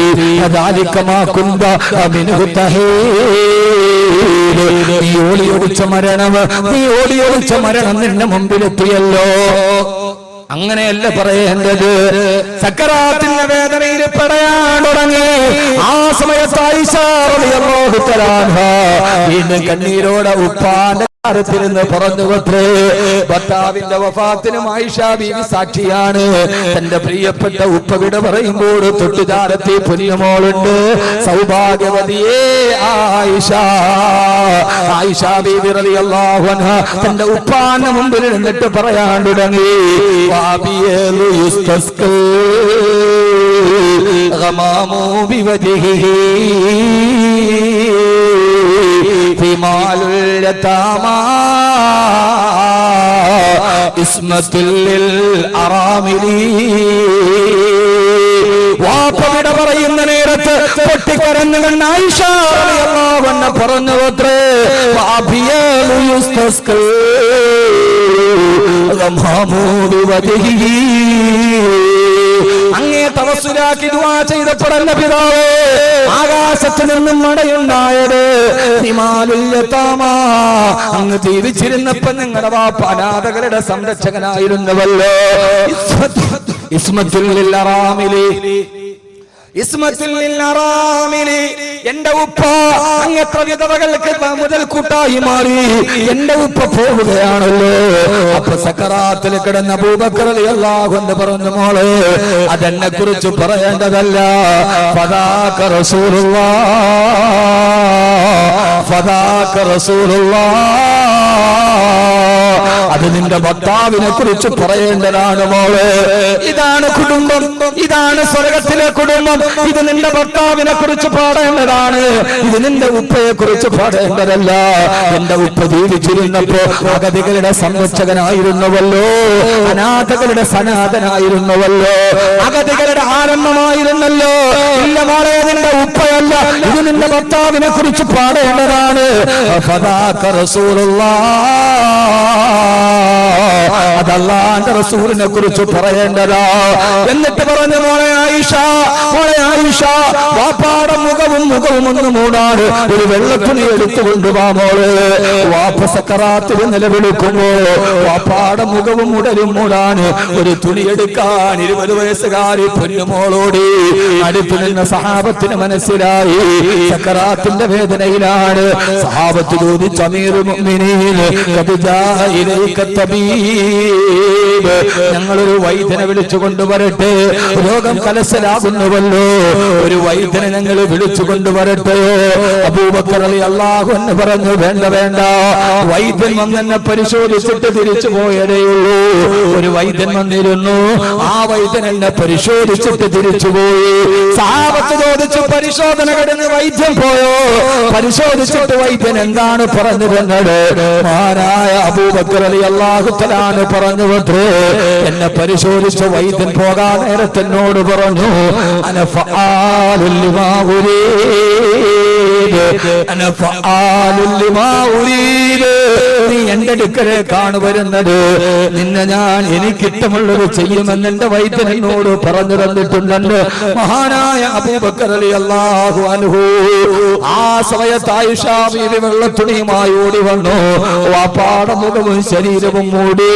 പെട്ടെന്ന് സഹാബത്ത് ചോദിച്ചു, മഹാനവറുകളെ, നിങ്ങൾ വിട പറയുകയാണല്ലോ, ഔസുനിയ അമീറുൽ മുഅ്മിനീൻ, ഞങ്ങളോടൊരു വസിയത്ത് പറഞ്ഞിട്ട് പിരിഞ്ഞു പോണേ. ആ സമയത്താണ് മഹാനായ അബൂബക്കർ റളിയല്ലാഹു അൻഹു പറഞ്ഞത്, വഖദ് ഫതഹല്ലാഹു അലൈക്കുമുദ് ദുനിയാ, അല്ലാഹു നിങ്ങൾക്ക് ദുനിയാവ് വിശാലമാക്കി തരും. പക്ഷേ നിങ്ങൾ ലാ തൻസൂ ഹഖല്ലാഹ്, അപ്പോഴും അല്ലാഹുവിനോടുള്ള ഹക്കിനെ നിങ്ങൾ മറന്നു പോകരുത്. ഇത് പറഞ്ഞു, അശ്ഹദു അൻ ലാ ഇലാഹ ഇല്ലല്ലാഹ് വ അശ്ഹദു അന്ന മുഹമ്മദർ റസൂലുള്ളാഹ്. മഹദിയായ ആയിഷ റളിയല്ലാഹു തആല മുഖത്തെ തുണിയെടുത്ത് നോക്കുമ്പോ മഹാനായ അബൂബക്കർ റളിയല്ലാഹു അൻഹു വഫാത്തായിരുന്നു. സഹോദരങ്ങളെ, ഇതാണ് സ്വർഗ്ഗത്തിലെ കുടുംബം. ഭർത്താവ് മരിച്ചപ്പോ ആയിഷ ബീവിയുടെ മടിയിൽ തലവെച്ച്, വാപ്പ മരിച്ചപ്പോ മോളുടെ ചാരത്ത് നിന്ന് തന്റെ പ്രിയപ്പെട്ട മക്കളോട് സലാം പറയുന്ന മരിച്ചുപോയ ഫാത്തിമ റളിയല്ലാഹു അൻഹയെ പോലെ, അല്ലാഹുവേ അല്ലാഹുവേ, മരിച്ചിട്ട് ആരടി മണ്ണിലേക്ക് കടന്നുപോയാലും ഭാര്യ ഭർത്താക്കന്മാരായി ജീവിച്ചു. ഒരാളെ അല്ലാഹു ജീവിതത്തിൽ പിടിച്ചു കൊണ്ടുപോയി, നമ്മുടെ ഭാര്യ നമ്മിൽ നിന്ന് വിട പറഞ്ഞു പോയി. അല്ലാഹുവേ, ഞങ്ങളുടെ ഭാര്യമാർക്ക് നീ ആരോഗ്യത്തോടു കൂടിയുള്ള ദീർഘായുസ് നൽകണേ. അല്ലാഹുവേ, ഭാര്യയുടെ വിലയേറിയത് അവളെ കബറടക്കിയ ആദ്യ രാത്രിയിലാണ്. ഭാര്യ നഷ്ടപ്പെട്ടിട്ട് അവളെ കബറടക്കിയിട്ട് ഇന്നലെ അവളോടൊത്ത് കിടന്ന കിടപ്പുമുറിയിൽ ഒറ്റയ്ക്കാകുമ്പോ അവള് പ്രസവിച്ചു തന്ന പൊന്നുമക്കളെ നമ്മുടെ ചാരത്തേക്ക് കെട്ടിപ്പിടിച്ചു കിടക്കുമ്പോ ഇതേവരെ വിലയറിയാത്ത, പലപ്പോഴും പരിഹസിച്ച നമ്മുടെ പ്രിയപ്പെട്ടവളുടെ വില നാം അറിയുന്നത് അവൾ ആറടി മണ്ണിലേക്ക് പോകുമ്പോഴാണ്. അല്ലാഹുവേ, അല്ലാഹുവേ, ഞങ്ങളുടെ മരണത്തിന് മുമ്പ് ഞങ്ങളുടെ ഭാര്യമാരെ നീ മരിപ്പിക്കല്ലേ അല്ലാ.